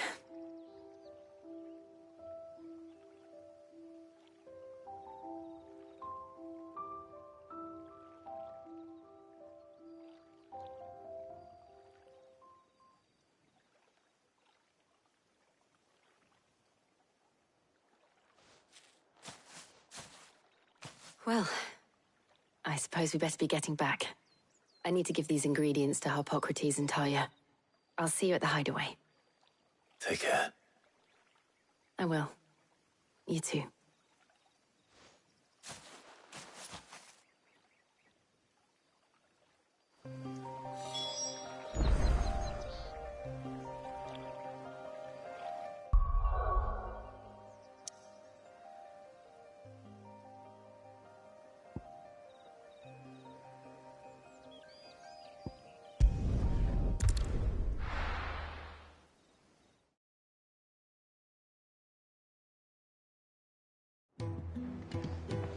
I wonder how Harpocrates is getting on with the moon dew.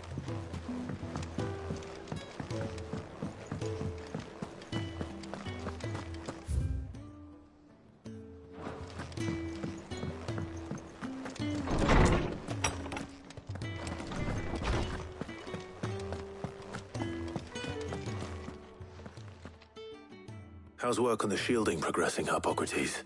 Well, very well indeed. And thanks in no small part to your kind assistance. I was just explaining to Talia how we might best go about preparing the moon dew. And now that we have all the ingredients, we may begin. You can count on me. I've mixed more than a few mysterious concoctions in my time. I'm sure you have. What about the shielding itself? Work is underway, under the watchful eyes of Bardolph and Obolus. Apparently, it'll be ready soon. Thank you. All of you. Right then. Jill, would you join me in the infirmary? Many hands make light work and all that. Of course.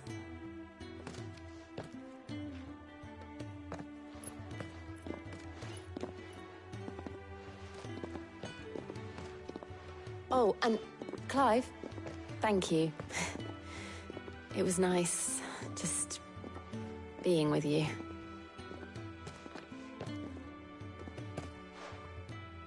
It appears our work here is almost at an end. A shame. I was enjoying playing the man of action for once. When both the shielding and the moon dew are ready, it will merely be a matter of applying the one to the other. Followed by a rigorous process of testing and retesting, of course. Perhaps someone ought to warn young Mid of that. Leave it to me. Thank you, Harpocrates.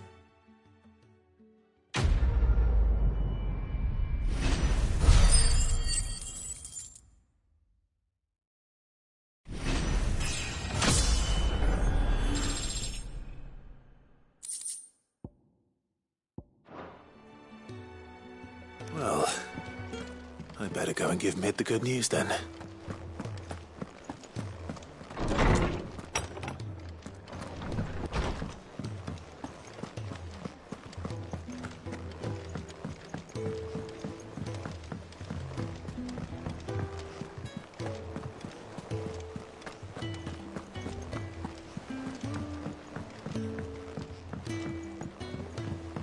We're seeing troops amassing at every border.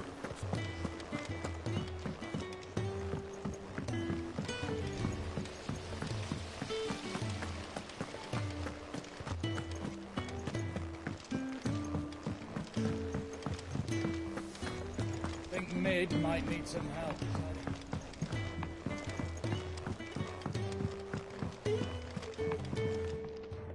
Sorry to keep you waiting, Mid, but you'll be pleased to know that work on the shielding is underway. You found something for it? In a manner of speaking. Hippocrates knew of a substance that's highly resistant to heat. A coating that should provide the protection you need. He's supervising the construction and testing of the shielding as we speak. Brilliant. Don't thank me.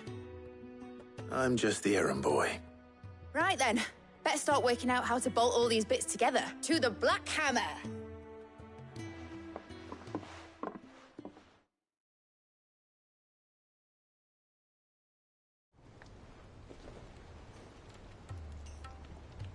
You know, when I got into the smithing game, I thought I'd be making swords and shields, not thermal bleeding didgeridoo-dahs. Displacement stacks. Same difference. Whatever you call it, I ain't putting it together in here. It's cramped enough as it is. Let's take this outside. Mid, you get all the parts lined up on the deck. I'll take care of the rest. On my way. Oh, and bring me the biggest hammer you can find. This is gonna require some precision walloping.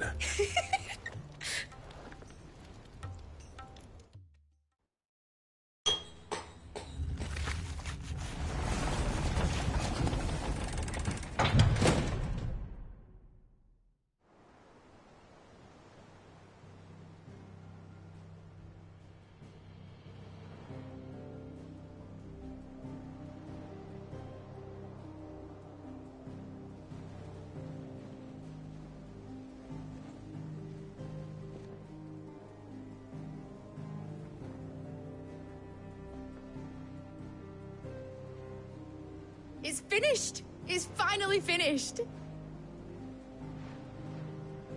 Thank fuck for that. I'll be feeling my hammer arm for weeks.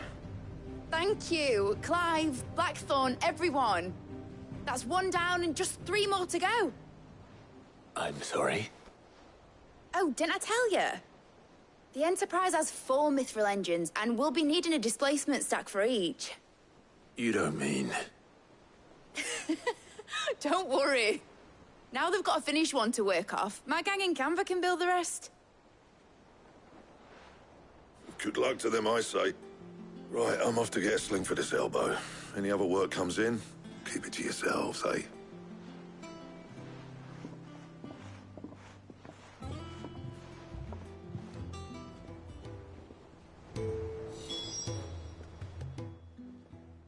What's the matter? Nothing. Just daydreaming. Thinking about the Enterprise sailing off over the horizon to shores unknown. Searching for a land untouched by the Blight. Just like me and my dad planned. So if the worst came to the worst and every scrap of soil in the Twins turned black, we might still have a chance.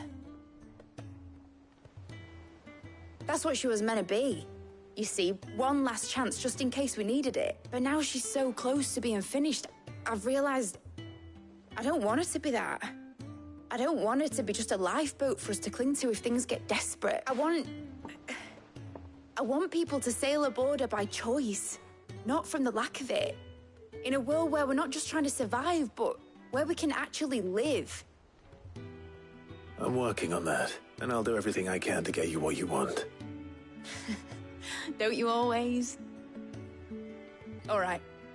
My mind's made up. As soon as the Enterprise is fit to sail, I'm putting her under your command. Sod our plans. I'm trusting in yours. Are you sure about that? Something tells me it's what my dad would have wanted. He'd be proud of you. You were gonna visit his grave, weren't you? I was. And you can come too now that your little project is finished. Right. There's just one thing I need to finish up first. Won't be a mo. All right. I'll let Otto know you're coming. Meet us in the mess when you're ready. Aye, aye, Captain.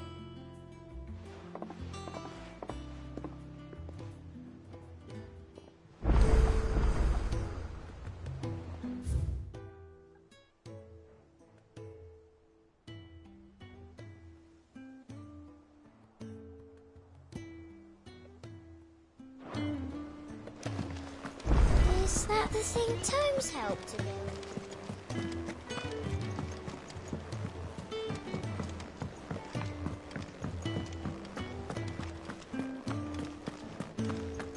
He cracked the crystal too.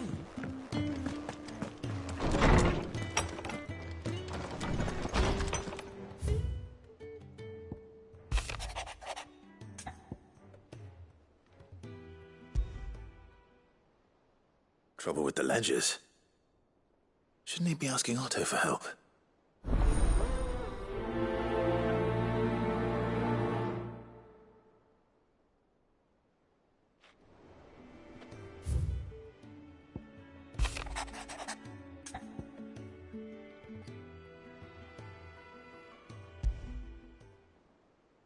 What could be wrong with Torgor?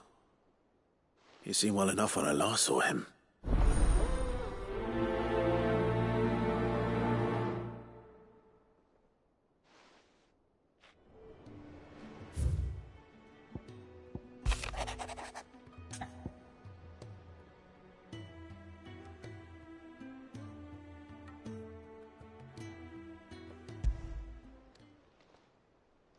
Hopefully it's nothing. But I should speak to Blackthorn just in case.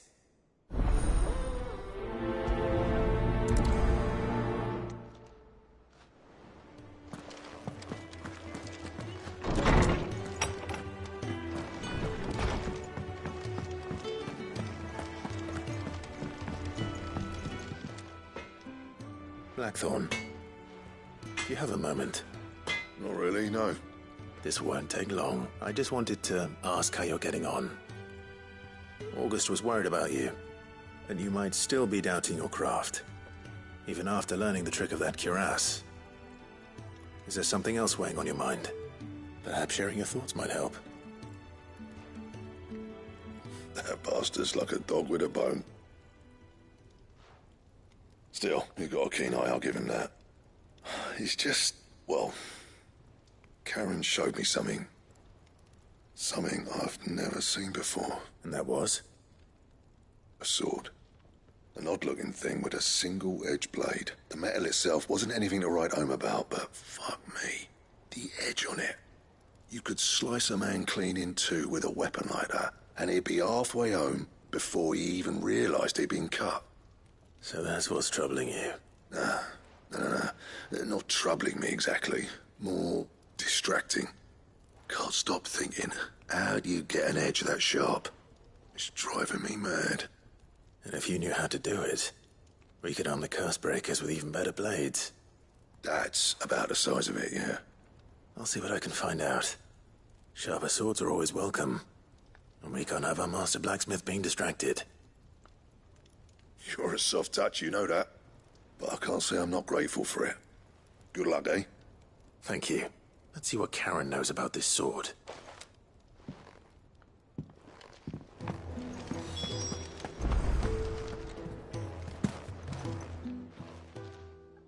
I got your note. You think something's wrong with Torgor? So you can read. Congratulations. But I didn't say I were wrong with him. I said something weren't right. He's not been eating me treats. He used to love cracking the bones from Molly's boiled brown, but now he won't so much as look at them. Didn't like him. Which is why I'm of a mind that his mind's on something else. You've not been working him too hard, have you? No harder than usual. Is that it, boy? Do you need a rest? What was it you said he was? A frost wolf? That's what the lawsman seems to think. Then maybe this all has something to do with whatever it is that's woken inside him. I suppose things have been different since Rosalith. Perhaps Hippocrates knows something. Instead of everything, you mean? Perhaps.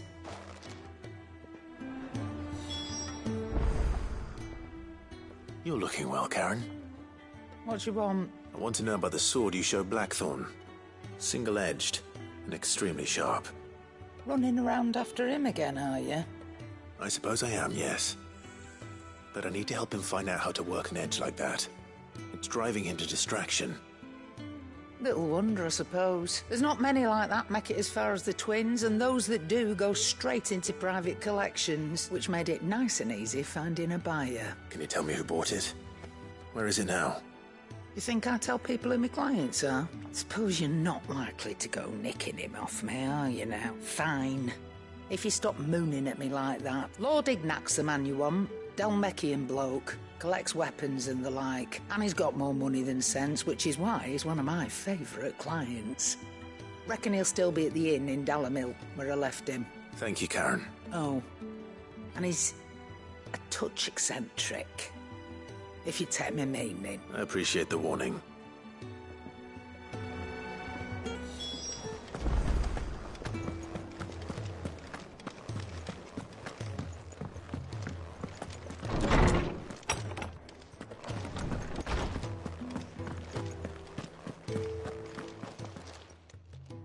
Lawsman, I need to ask you about Torgal. Something's not right with him. He isn't ill, is he? I don't think so. But according to Lady Karen, he seems to have lost his appetite, which is certainly a new development. She says he's hardly been touching his bones of late, and she believes it may have something to do with what happened at Rosalith Castle. I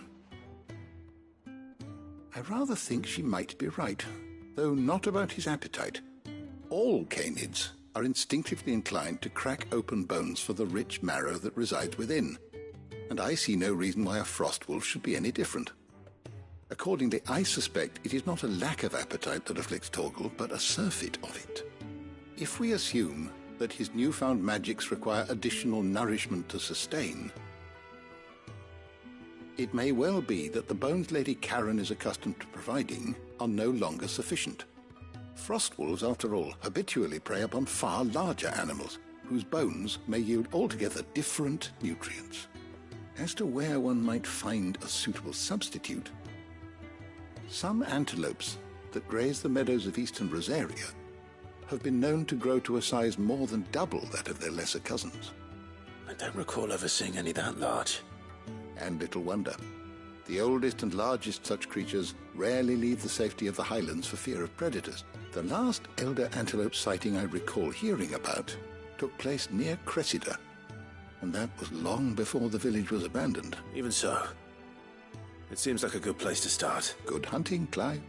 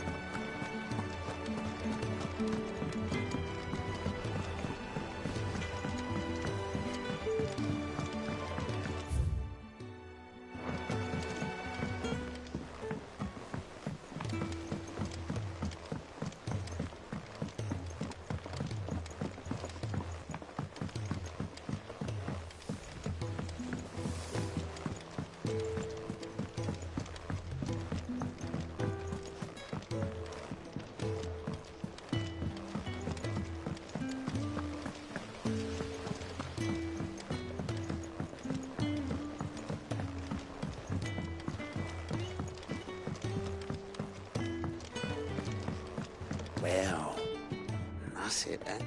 Here, Sid. Reckon you might be just the man to help me out of a bit of bother, if you've a mind to. Let's hear it. Well, it's about this alembic the chief's got me making. Lovely bit of kit it is. Bung in a solution you want splitting, and it will separate it out, just like that. Problem is, it won't always get rid of all the impurities. And with some of the stuff we need it for, that ain't good enough. Which is why I've been looking for something to filter the liquid we'll be cooking off. And that's where I was hoping you could help me out. I imagine Ty could get some use out of this alembic too. Distilling medicines and the like. All right.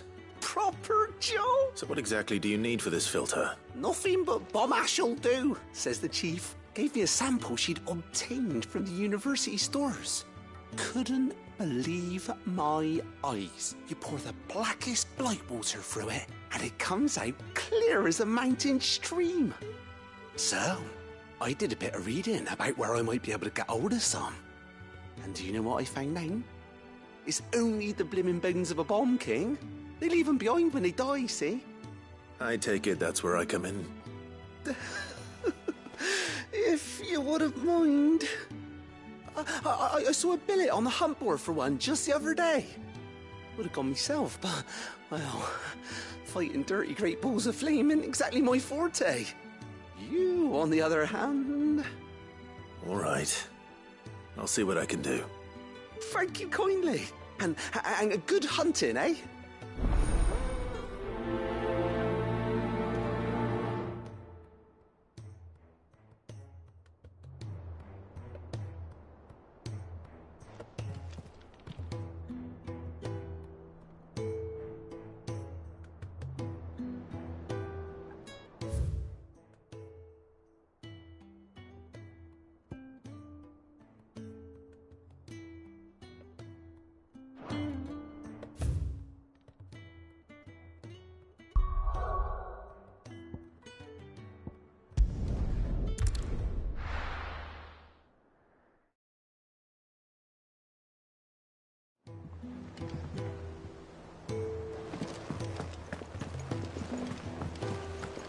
Is that the thing Tomes helped with? Mid told me she was building a ship.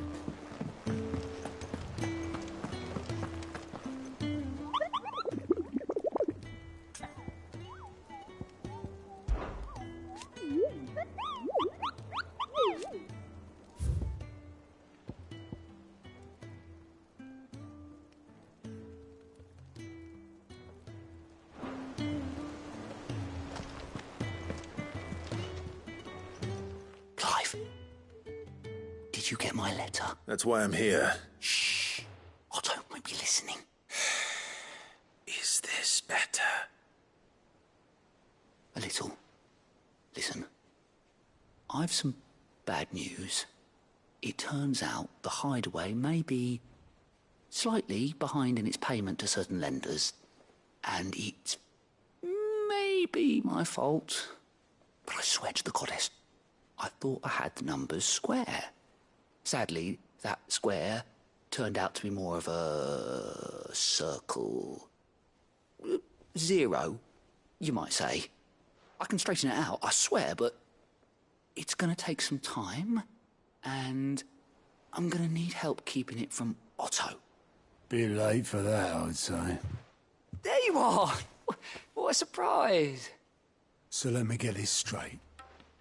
You forget to pay our lenders what they're due, and instead of coming straight to me, you get Clive to come to you. And I hope he'll dig you out of the hole you've dug for yourself. Clive, the man in charge of the place you've been cheerfully trying to bankrupt. And you thought this was a cunning plan. Why? Well, who needs paying? Oh, just Martha. And the dame. And, well, Lady Karen. But only 500 talents. We owe 3 of our most trusted friends 5 million gil. Each. 5 million each. They lent us the bulk of the money we used to rebuild the hideaway, you see, and, well, I must have made some sort of oversight. Those ledgers were my responsibility, and it was my decision to entrust them to you. This is my fault. Do we have that much to hand? I can always ask my uncle. No, we don't. And no, you won't. We've lightened Lord Rosfield's purse enough. After the king's ransom we had off him, he deserves better than to see our begging bowl. Besides, we'll need to learn to stand on our own if we're going to make this work. All right. But that doesn't mean you have to shoulder the burden yourself. Is there anything I can do to help? There might be. How'd you fancy taking these to Martha and the Dame? Rocks. Rocks, he says. Worth 1,000 talents apiece, these are. A little something Sid and I set aside for when times got lean. And I reckon 15 million in overdue debt probably qualifies. I just hope our associates' eyes are a bit more discerning than yours. I'm sure there will be. Should be me making the rounds, really. But you know how it is with this place. Orders to bark, arses to wipe, and all that. I know. Which is why I don't mind going in your place. Go. Do you know why I only gave Master Clive here 2 star rubies? Because you'd rather Lady Karen killed me. Because I'd rather Lady Karen killed you. Yes. Well, I suppose this is goodbye then. Don't worry. I'm sure Karen will understand. Really? Do you think so? No, I don't.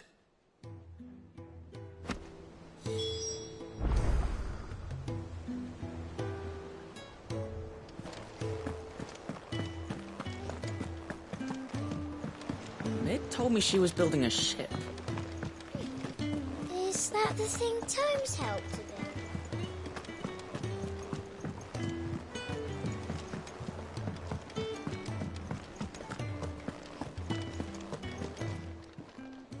Well, don't just stand there gawping. Come again. Or don't. Is it business or pleasure? We won't hear me complain. The only drawback, still... Watch yourself out there.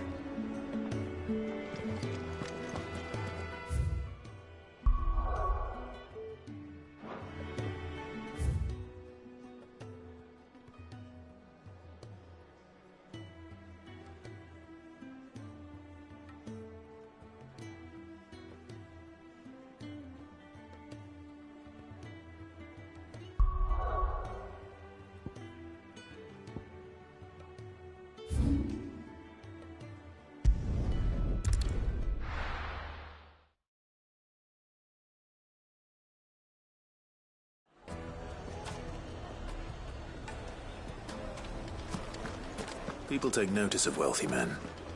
Shouldn't be too hard to track down Karen's collector.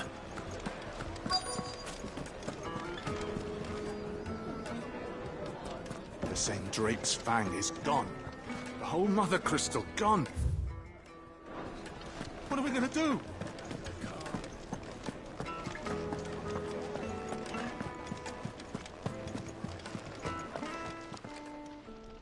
My reputation will be ruined! Ruined! Calm yourself, Lord Ignac, I beg of you, before you do yourself a mischief. Pardon the intrusion, but... Out! Get out! I paid for these rooms so I wouldn't be disturbed. Leave me be! Please, allow me to apologize. His lordship is going through a difficult time, and he's never been fond of guests arriving unannounced. Radim! Get rid of the filthy oaf this instant! Very good, Lord Ignac. Would you mind stepping outside for a moment?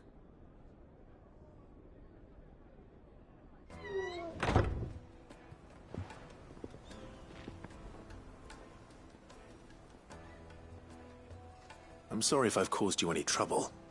That? Oh, no. That's just how his lordship is. Though the morning's events have left him somewhat fractious. He has been dispossessed of his luggage, you see. The thieves also made away with a considerable amount of coin. Coin the innkeeper will soon be keen to collect. I don't suppose a certain blade was among the stolen items. A single-edged sword. It was purchased from a merchant friend of mine. Ah, you know Lady Karen. Yes, I'm afraid it was. Then I'll retrieve Lord Ignac's luggage. But I have one condition. You have but to state it. You are welcome to anything that is within my power to grant. I want an audience with Lord Ignac. A few minutes should be enough. Then I'll be on my way. A condition I would be a fool to refuse. Of course, you shall have your audience. I don't suppose you saw where the thieves went? I did not, no. Though some discreet inquiries made on his lordship's behalf mean that I know where you might find them. The bandit's bed. Every ill-gotten coin in Dalamil is said to pass through that disreputable corner of the Valcroy. And that's where I'm heading. I shall speak to Lord Ignac in your absence, and arrange for an audience upon your triumphant return. That will be very kind of you. Farewell, and best of luck.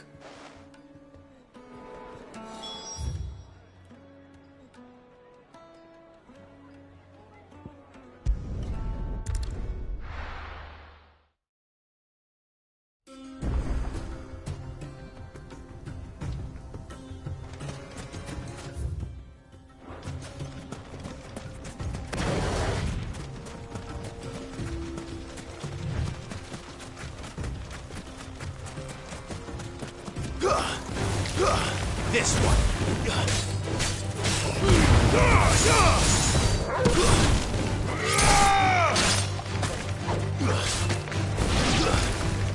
This one.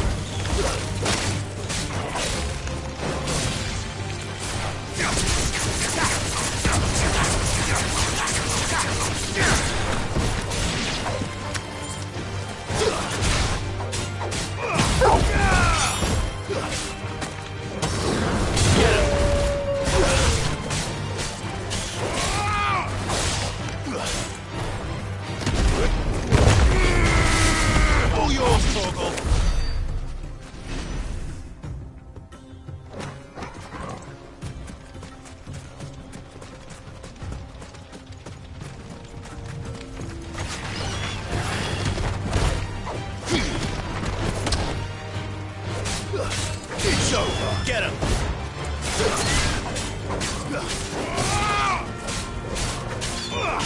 Go to him.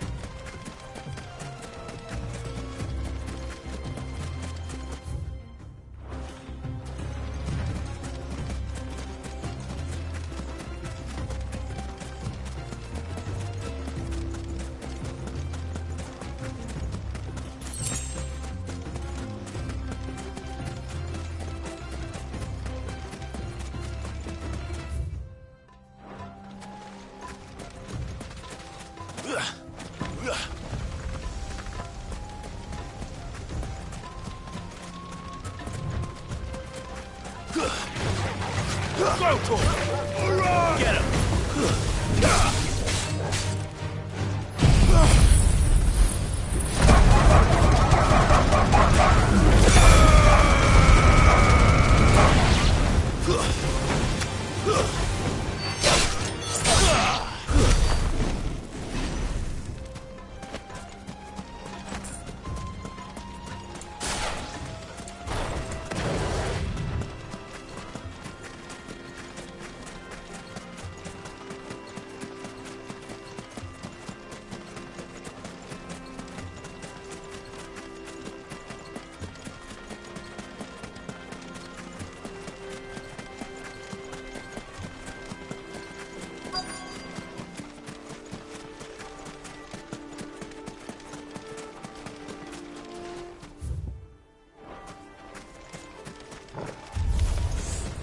Got company!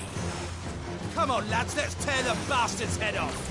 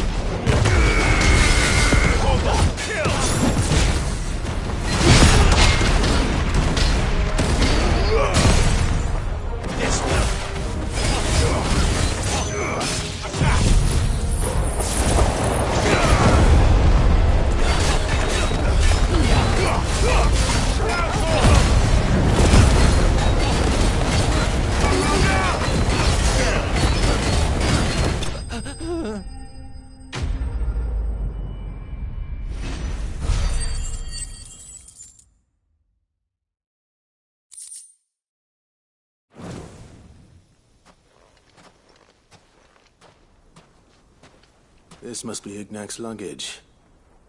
Nothing seems to be damaged. All right. Let's get it back to Dalamil.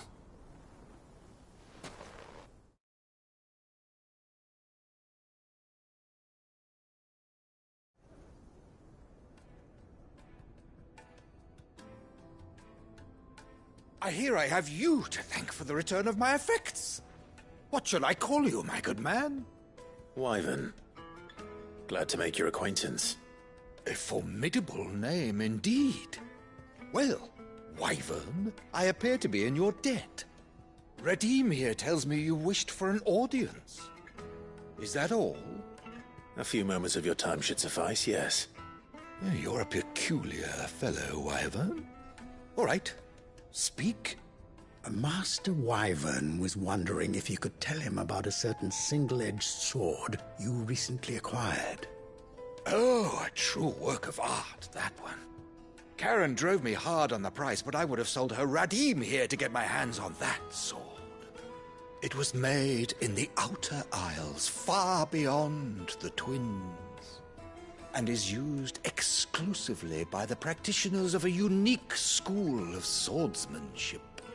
They believe no combat should ever exceed a single strike, and hone their blades to such perfection that none ever does. Each sword is made for that one perfect stroke, and for that stroke only. They crack upon a second blow. There's a brutal sort of beauty to it, really. But how do they hone such an edge? Fine question. Why, they use a whetstone, of course. Whetstones, rather. A whole array of them, ranging from the coarse to the fine. 10,000 licks with the sharpening stone, then 10,000 more. But it is the final stone which lends the blade its legendary sharpness. A mineral quite foreign to this great realm of ours. And that is the key. The secret ingredient. Wyvern, it occurs to me that my little lecture is hardly equal to services rendered. Take this, together with my regards. The very stone of which I spoke, far rarer among collectors than even the blade itself, and a far more fitting payment. Thank you. Pardon the intrusion, my lordship. However, it is long past time we prepared ourselves to depart.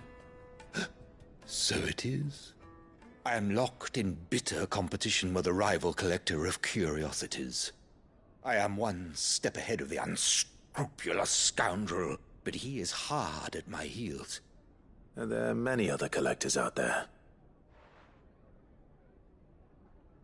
Too many to count, but only one do I consider my nemesis. Lord Byron Rosfield. And is a perennial thorn in my side. I can imagine. Farewell, Wyvern. May our paths cross again. Radim, we mustn't dawdle.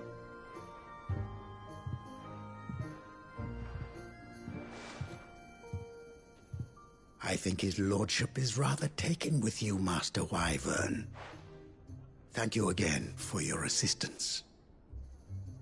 Coming, my lordship. I'll be right there.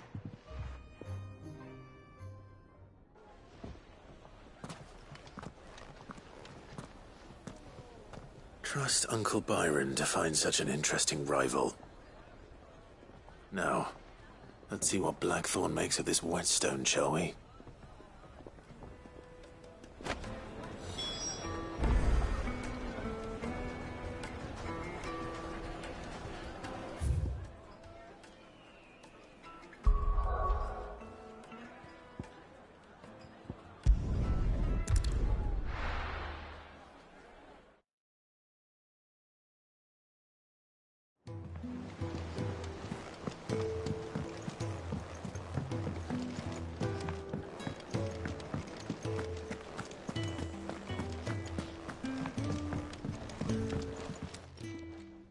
Sorry for the wait, but hopefully you'll agree it was worth it.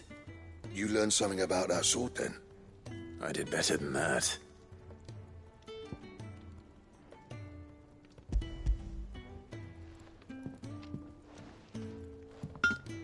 A whetstone?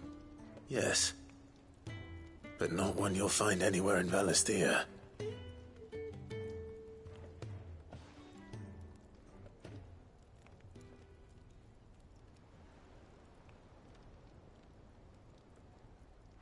No wonder I couldn't get the same finish on the grinding wheel.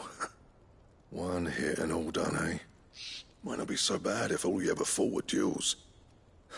Good luck on the battlefield. Your second opponent would be your last, no matter how good you were.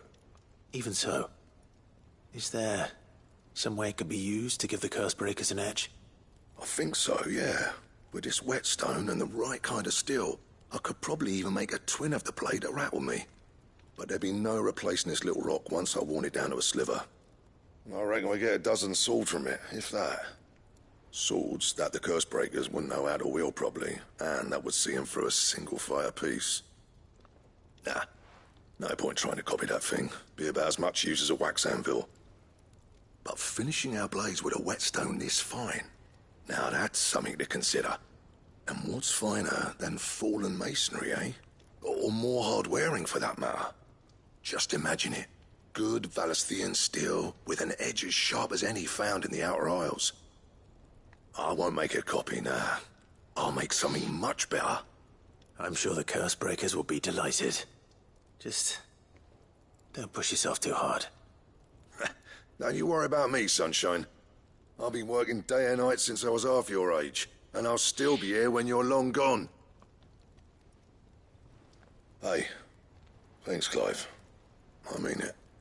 I owe you one, August too. It's good to know someone's looking out for me. You'll be happy to hear you said that. And I'll see that my debt to you's paid. First new blade I make's got your name on it. You come and find me when you've got the materials. All right. I will.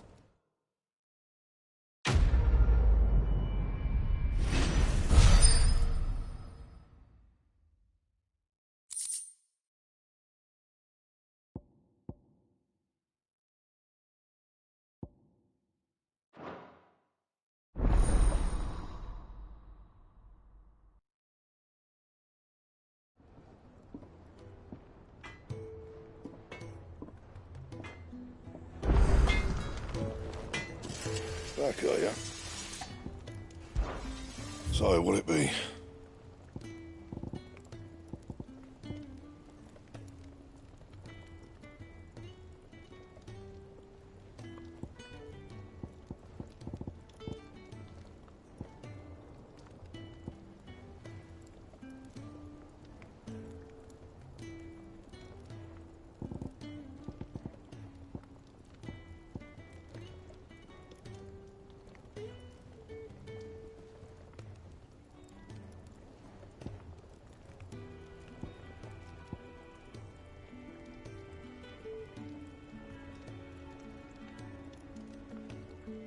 Don't waste my time.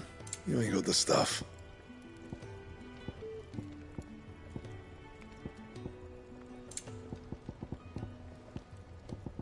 And?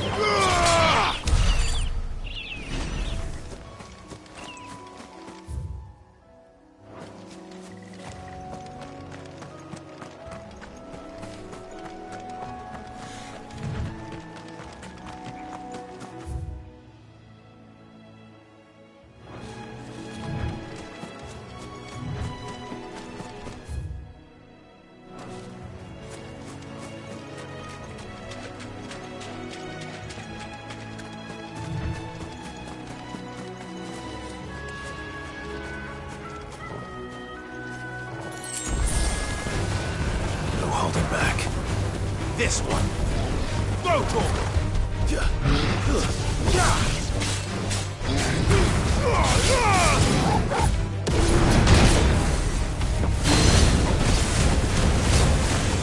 Attack!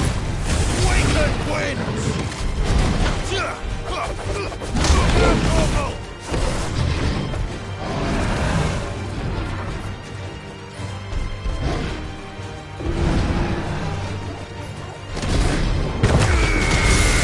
Torgal!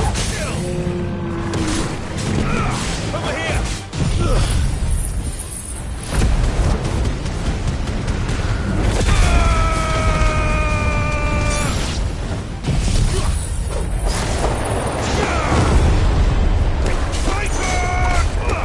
This one.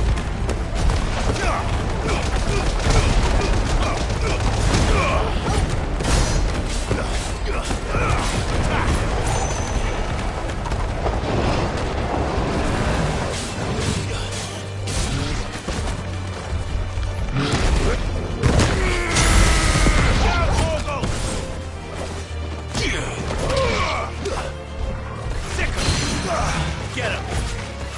This one! Attack!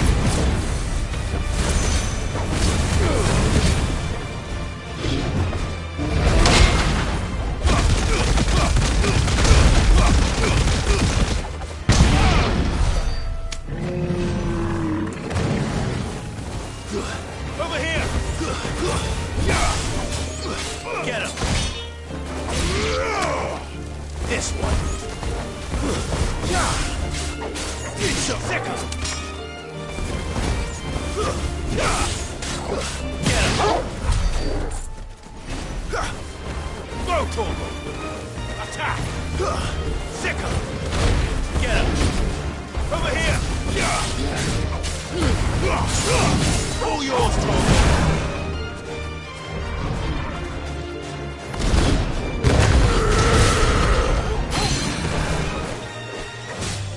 This one!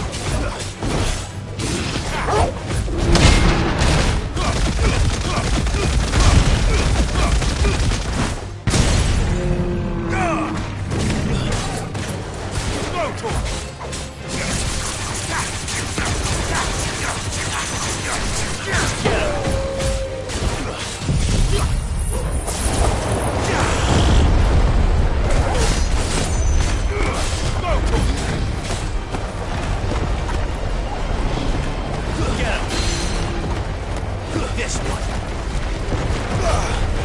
Get him.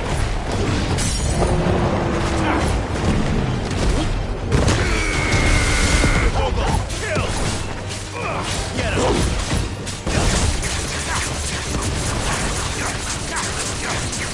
Go,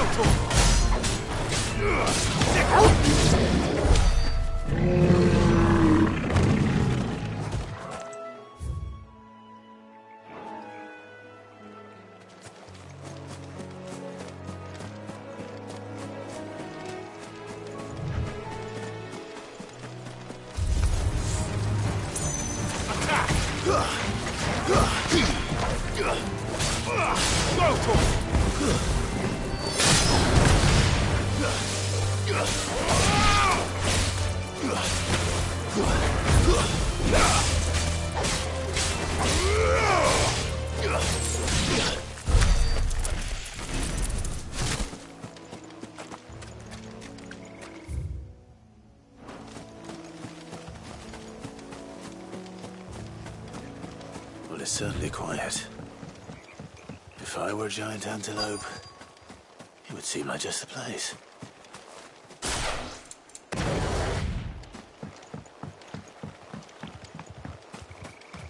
I doubt we'll find one bigger than that. You hungry, Torgal?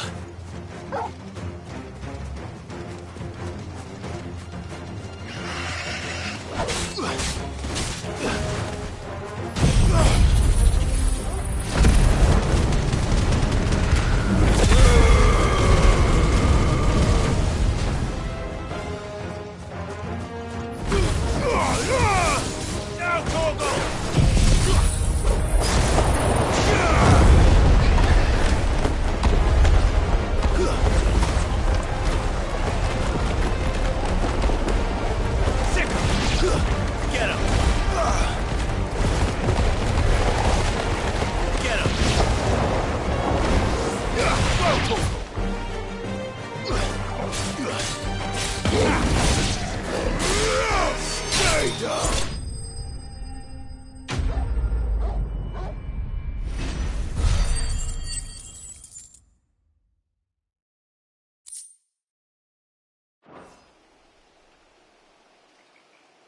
Now...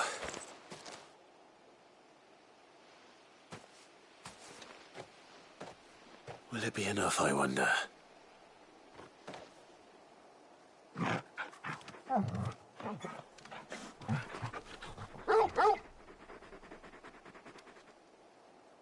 I say that answers my question, which means we owe the lawsmen our thanks.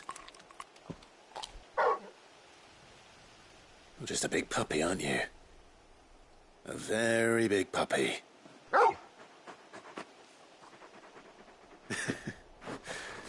You do know you can take that with you, Torgal. Lady Karen will be relieved to hear you've got your appetite back. Come on, boy.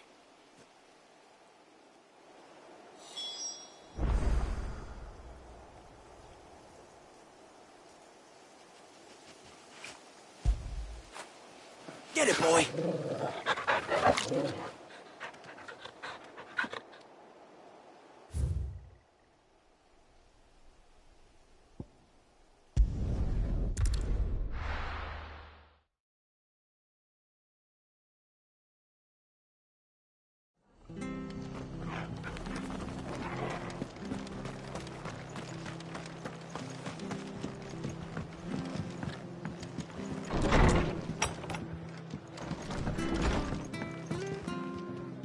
Clive, we weren't expecting you. I wasn't expecting to be here, but it seems we still owe you a considerable amount of coin for your help with our rebuilding efforts. And though I doubt it's what you were expecting, we were hoping you'd take this as payment.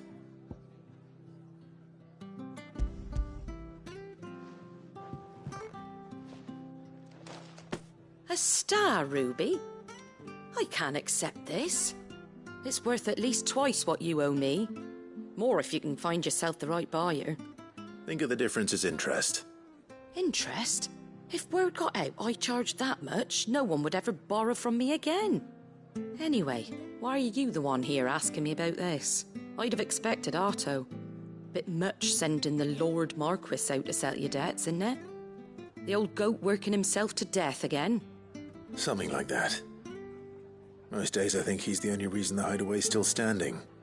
Same as always, eh? Back when the place was nothing but a twinkle in the eye of a recently retired Lord Commander, word is he was the first one Sid reached out to. Probably knew that without his strong arm and level head, the idea would never get off the ground. Sid may have been the face of the hideaway, but Otto's always been the backbone. And when Sid passed away, we were all worried that would be the end of it. That Otto would just give up. His death was hard on everyone. But it must have hit Otto hardest of all. But he didn't give up, did he? Quite the opposite, in fact. If I recall, he was the one who nominated you as Sid's replacement, and rallied the rest around you. I reckon what he saw in Sid, he saw in you too. And don't we all? Doesn't hurt that you're half as stubborn and twice as handsome, neither. That, and you keep good company. I suppose I do.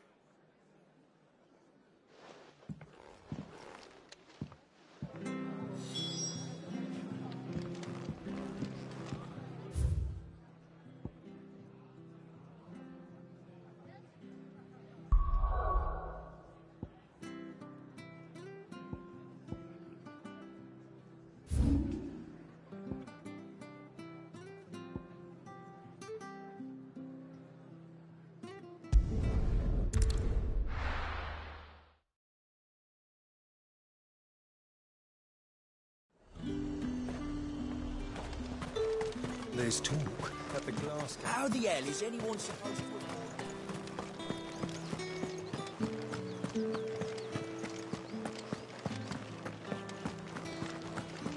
Did you hear?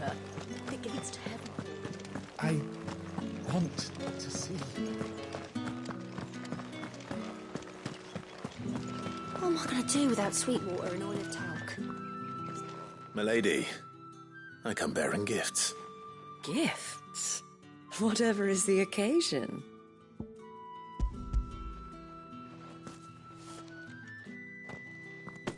Oh my. Clive, you really have outdone yourself. Otto asked me to give it to you. To settle the Hideaway's debt with the Veil. And to compensate you for the time it took us to do so.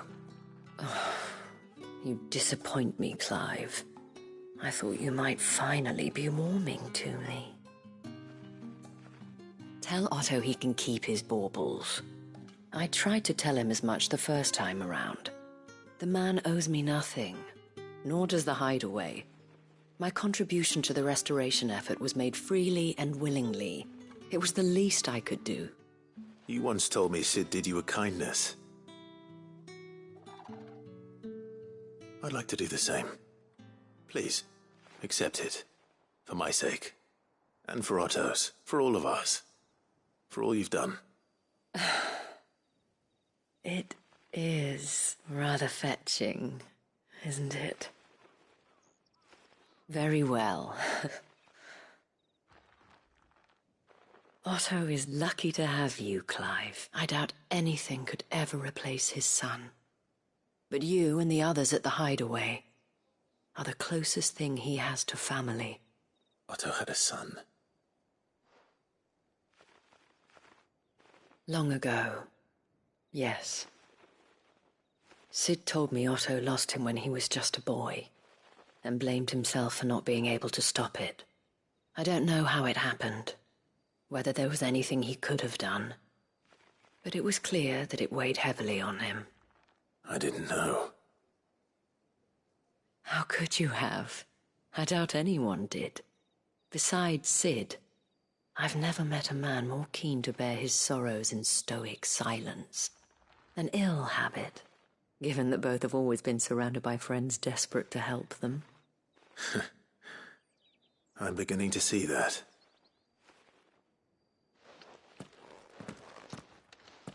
Go will want to know the stones were delivered. If he's still with us.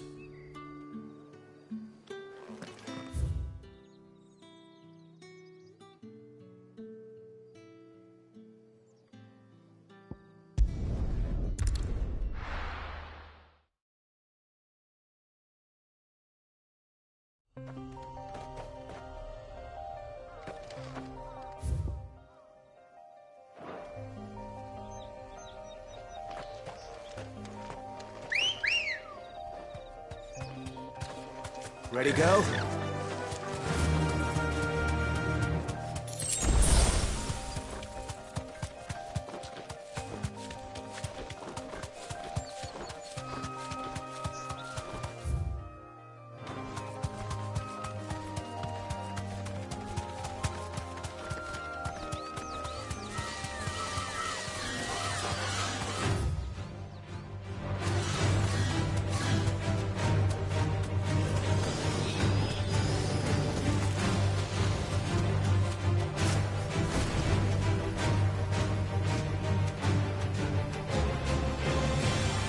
Straight home now.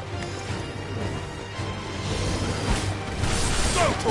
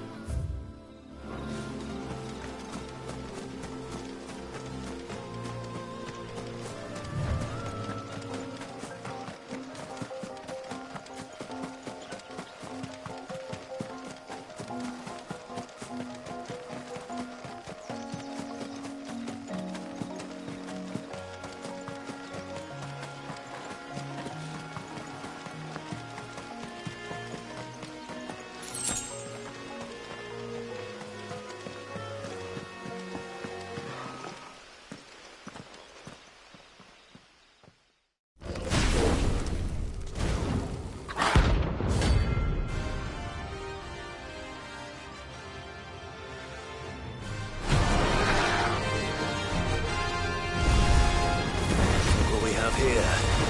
Greetings, Your Majesty. Attack! Get him! Go for it! Get him! Attack!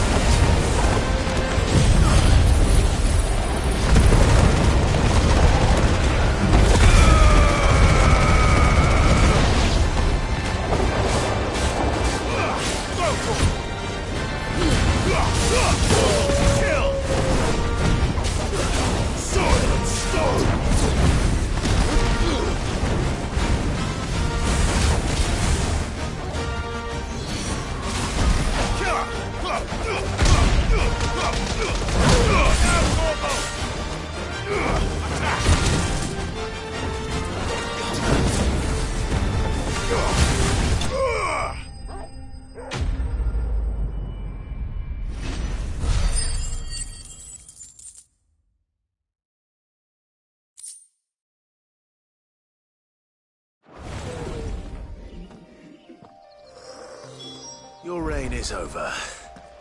Now to collect the ash. This looks like the stuff. Let's see if there's any more.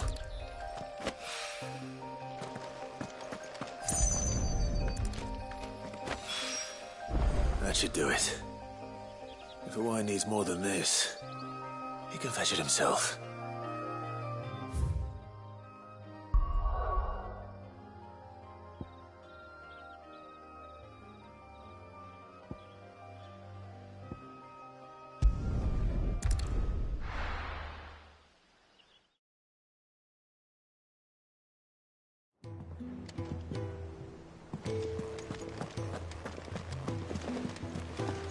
Is that the thing Tomes helped to build? He said it was some sort of... Ned told me she was building a ship.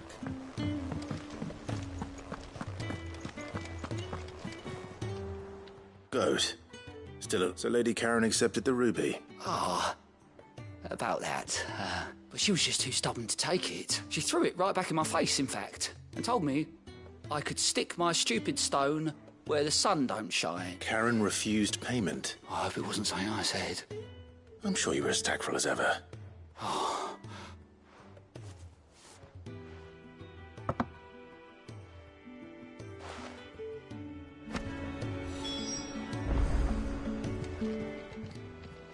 How may I help you today, Clive?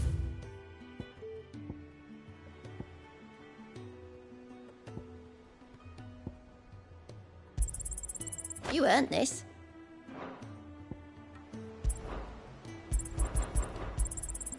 Here you are. Come again. I may have more for you.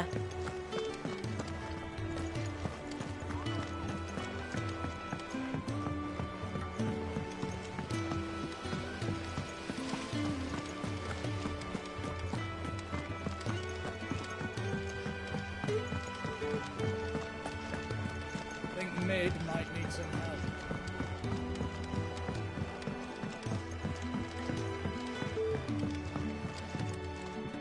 All right there, Sid. How's that hunt for the bomb ash going? I have it here.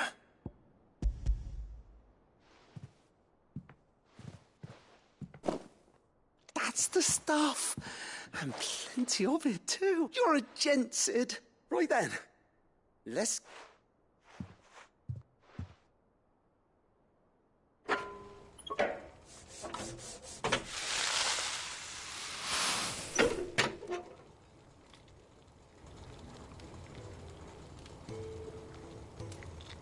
There are we. The Telemon Alembic. Very impressive. Says the man who cut down a burning boulder. Speaking of which... There's no need. Don't be silly. Why don't you let me take a look at that bag of yours? The one you keep your potions in. Reckon I... What? Well, we happen to have isolated a substance in our test. Thought we might use it to breathe new life into old boots and the like. Ah, I reckon if we slap a bit on your bag, it'll loosen it up enough for you to squeeze in a bottle or two more. Well... That's the spirit!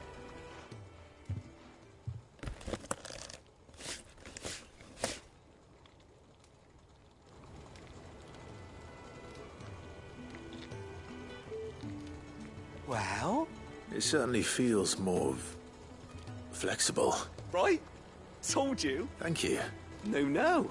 Thank you for supporting Mid and the rest of us in our endeavors. And I'm telling you...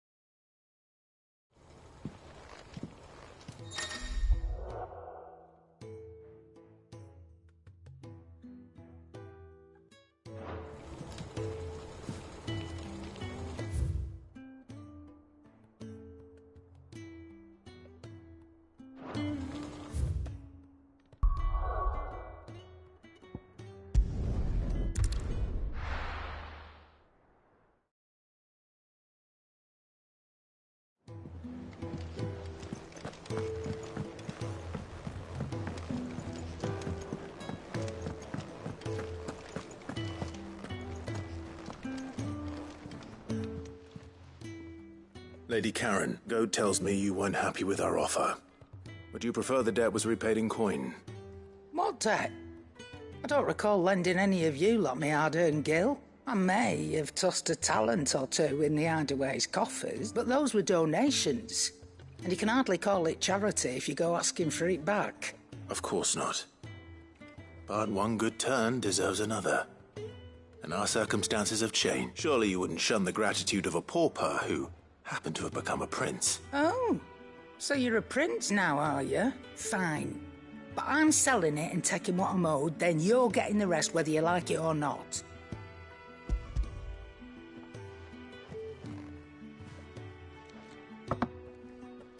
Where'd you even get this?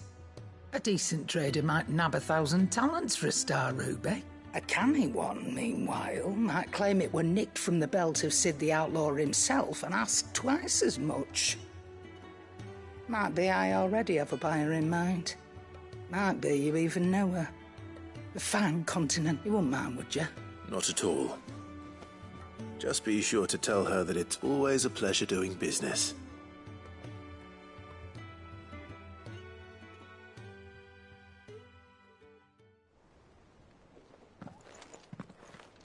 I hear you ended up delivering all 3 stones. Thanks to this lump, I sometimes wonder what I pay you for. Speaking of which, I still haven't been paid last month's wages. Oh, so you remember what's owed to you then? Get your ass behind that disc of yours and don't get up before those ledgers are square. Right away.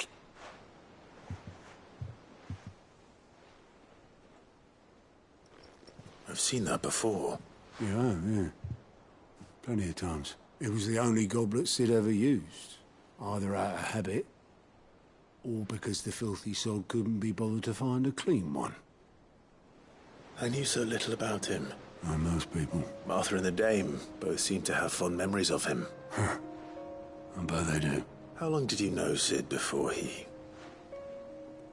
died? 20 summers, give or take. Back in the day, I was a purser on a trade ship, which is where I met him. He bought passage to, forget where.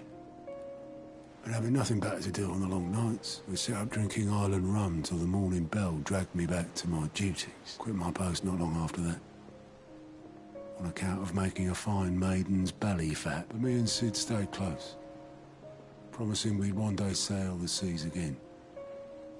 That was before fate stepped in. As the magic woke inside my son soon after his first name day, and there was no hiding his knack. Couldn't you and your family have?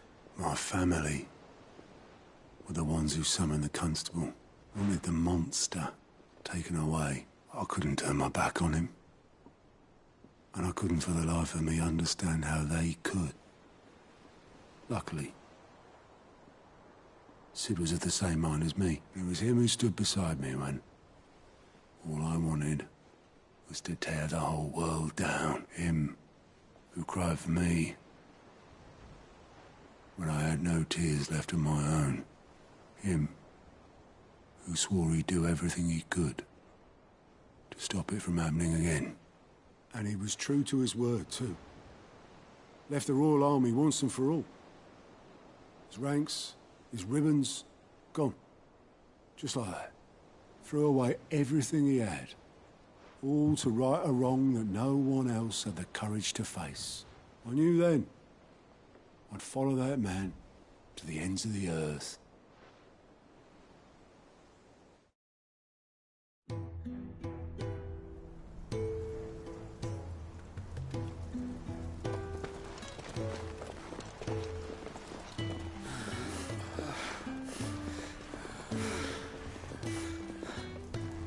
He was always too clever for his own good, was Sid. Saw the world for what it really was, while the rest of us were content to go along with the lie we were shown. And it can't have been easy, bearing that burden alone.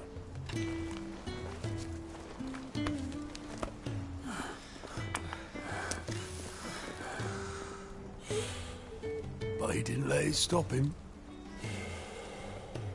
He never lost faith in what he believed was right. And that gave us faith in him. Faith he'd steer us true. So I swore to myself that I'd always be right behind him, ready to catch the stubborn sod, if ever he should fall.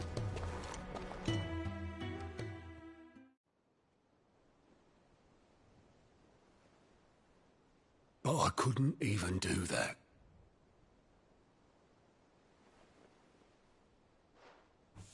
Ignore me. Just the ramblings of a tired old man. Leave that lot. I'll tidy it up in a bit.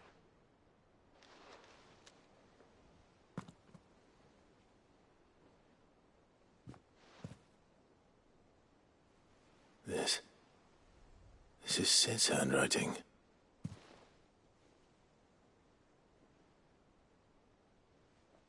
Dear Otto. I may be drunk, but I wanted you to know this place would be fucked without you. Love you, you grumpy old sod.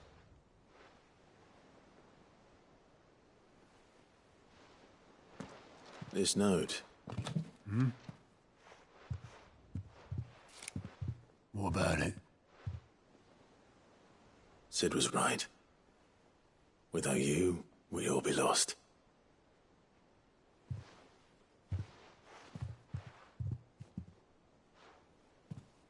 He should have bloody well said so then. Just once. Before he went.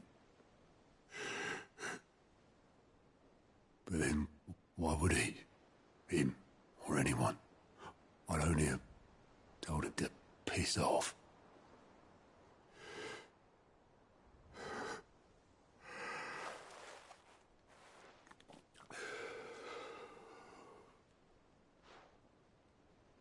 You're wrong, though. Both of you. It was never just me keeping the hideaway afloat. It was all of us. I just shoved people in the right direction. I barely seem to be able to do that anymore.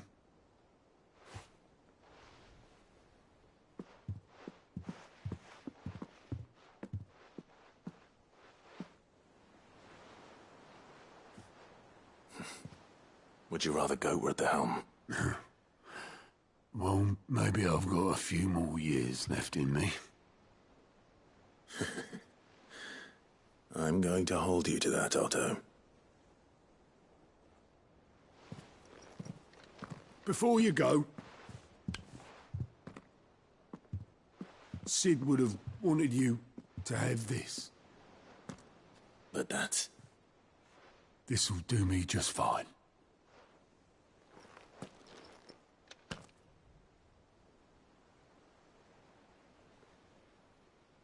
Thanks for the ray of sunshine. I'll see if I can't pay you back. Already have.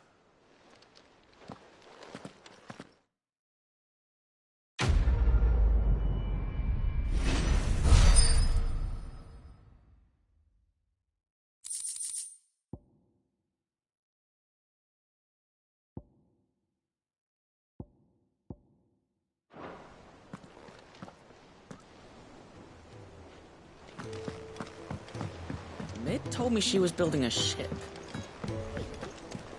Is that the thing Tomes helped to build?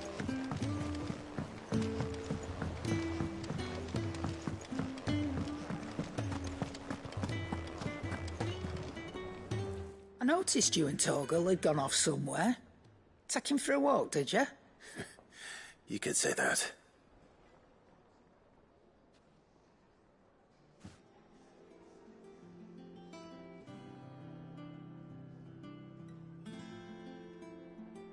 So, Molly's leftovers weren't good enough, eh? That'll teach me for treating you like you're still a pup. All right, no need to shout. Now we know what you're after, I can see about getting some in. Speaking of which, I brought one for later. Can I leave it with you?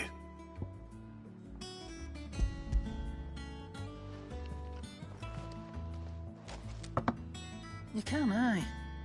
I'm nice like that. In return, you can thank Tomes for me. The bloody know-it-all.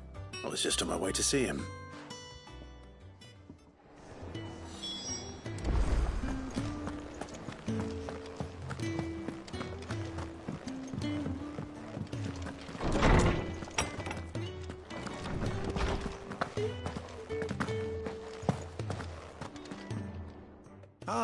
Were you able to... We were indeed, Lawsman. You pointed us in exactly the right direction. And Torgal's been a very happy hound ever since. Very good. Lady Karen sends her thanks, by the way, for your part in solving... But that reminds me. After your last visit, I found myself pondering Torgal's talents. Do you recall our conversation concerning Lady Jill's role in Torgal's transformation?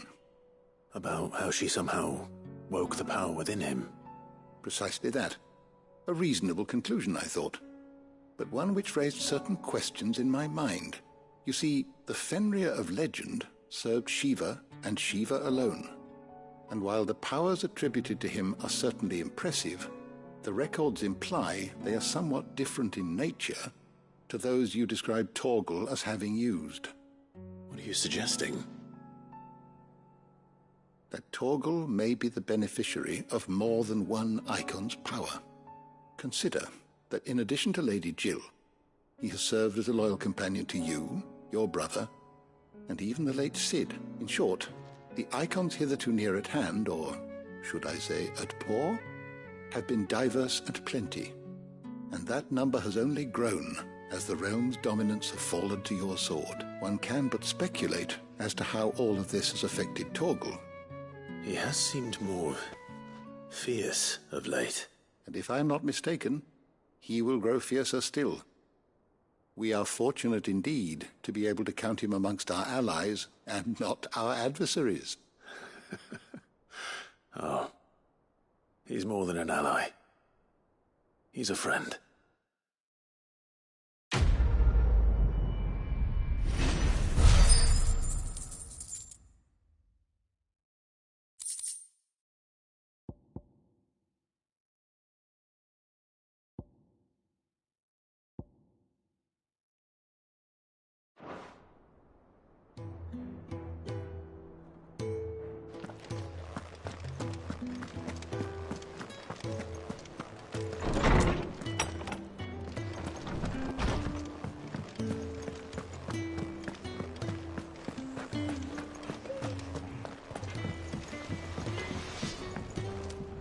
What do you need? What do you want?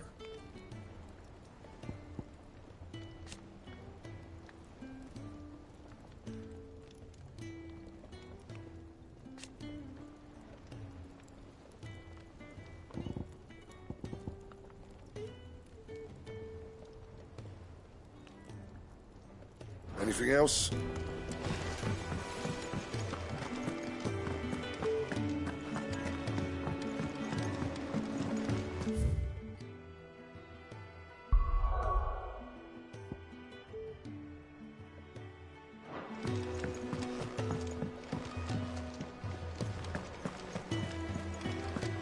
Is that the thing Tomes helped build? They told me she was building a ship.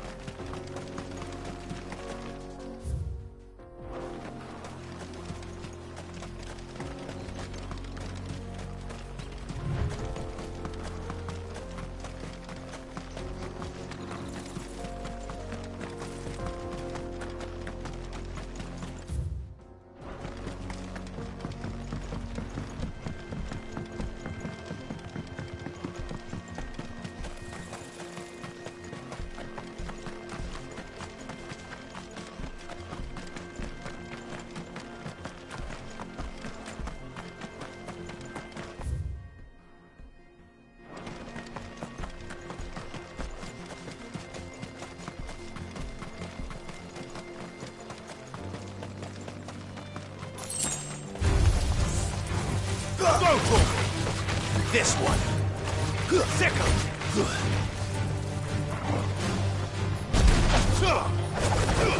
All yours, Torgal!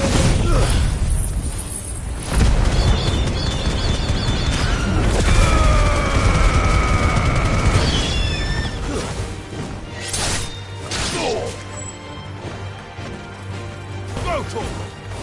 Sickle! Go, Torgal! Sickle!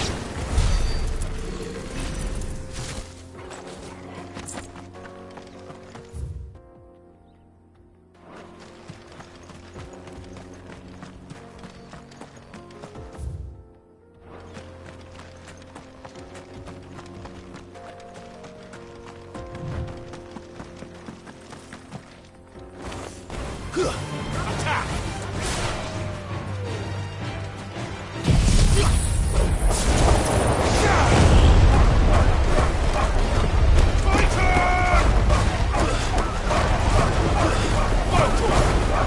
This one.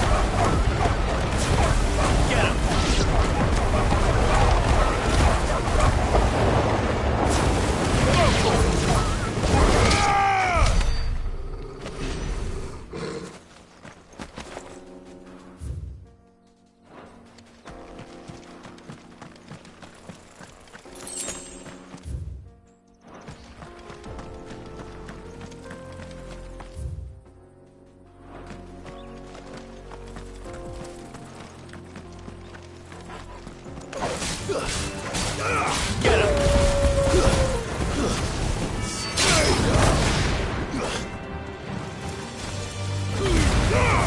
Now, Torgal! Attack!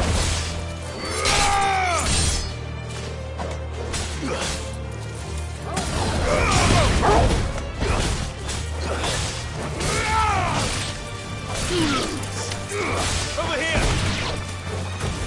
Go, Torgal! Sickle!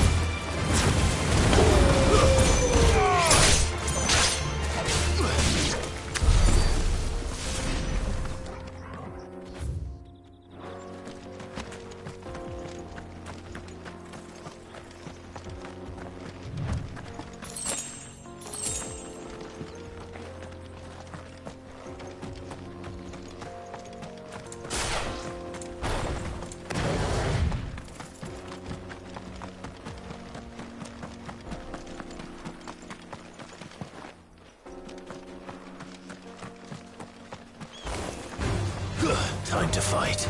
Get him! Attack! Go, Torgal! Attack! Get him!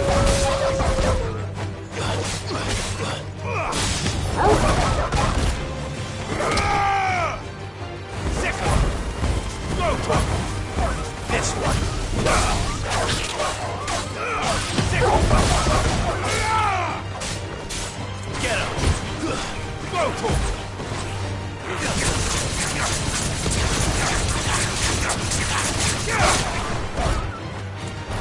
This one.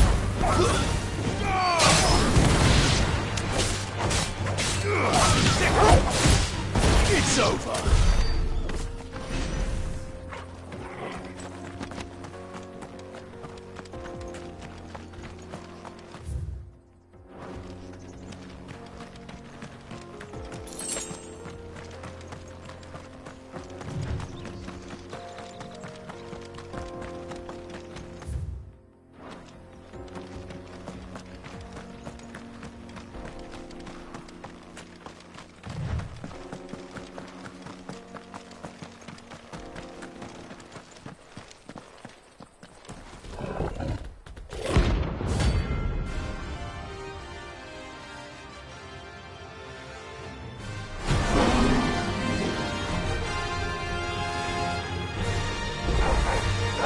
Playtime for the pack, is it? Let me introduce you to mine.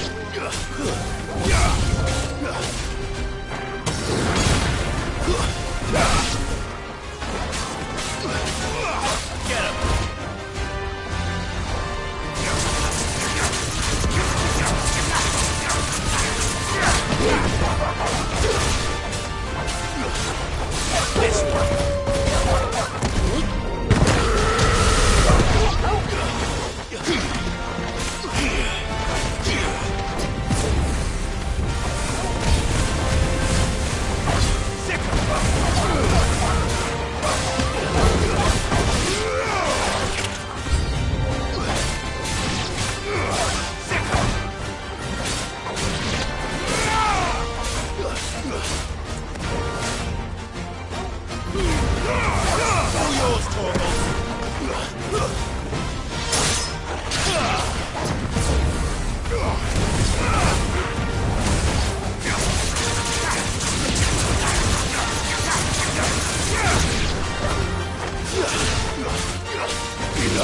Get him!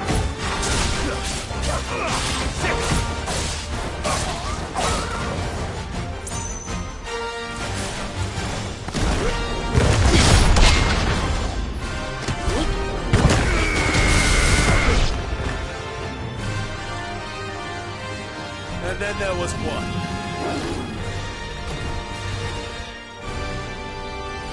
Now, Torgal! This one.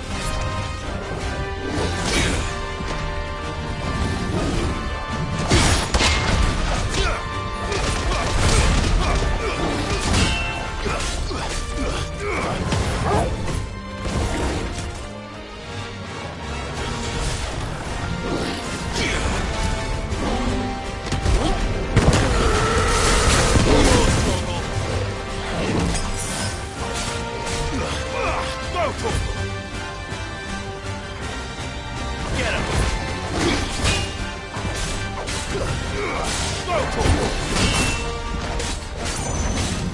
This one.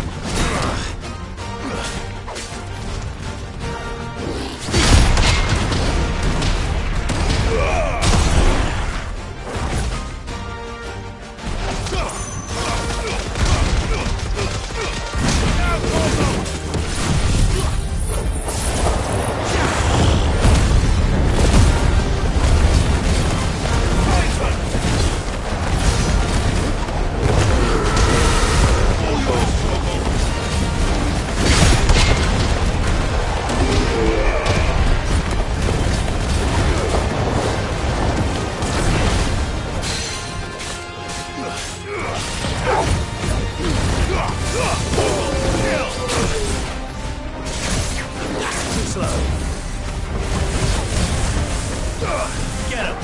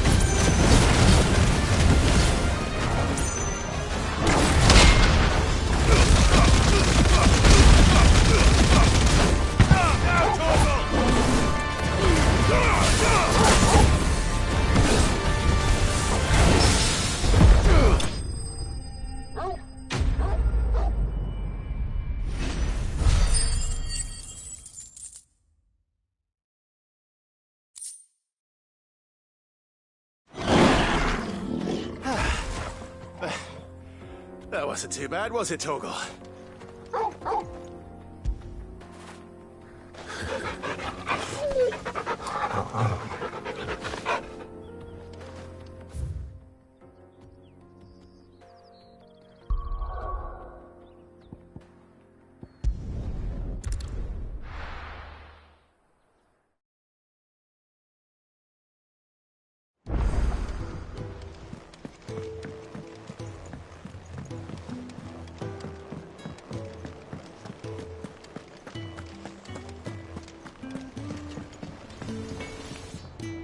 That got ya. What's Angfordian, dear?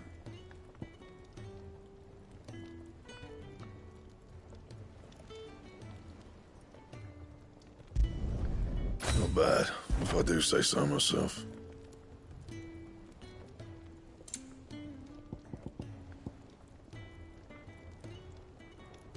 Anything else?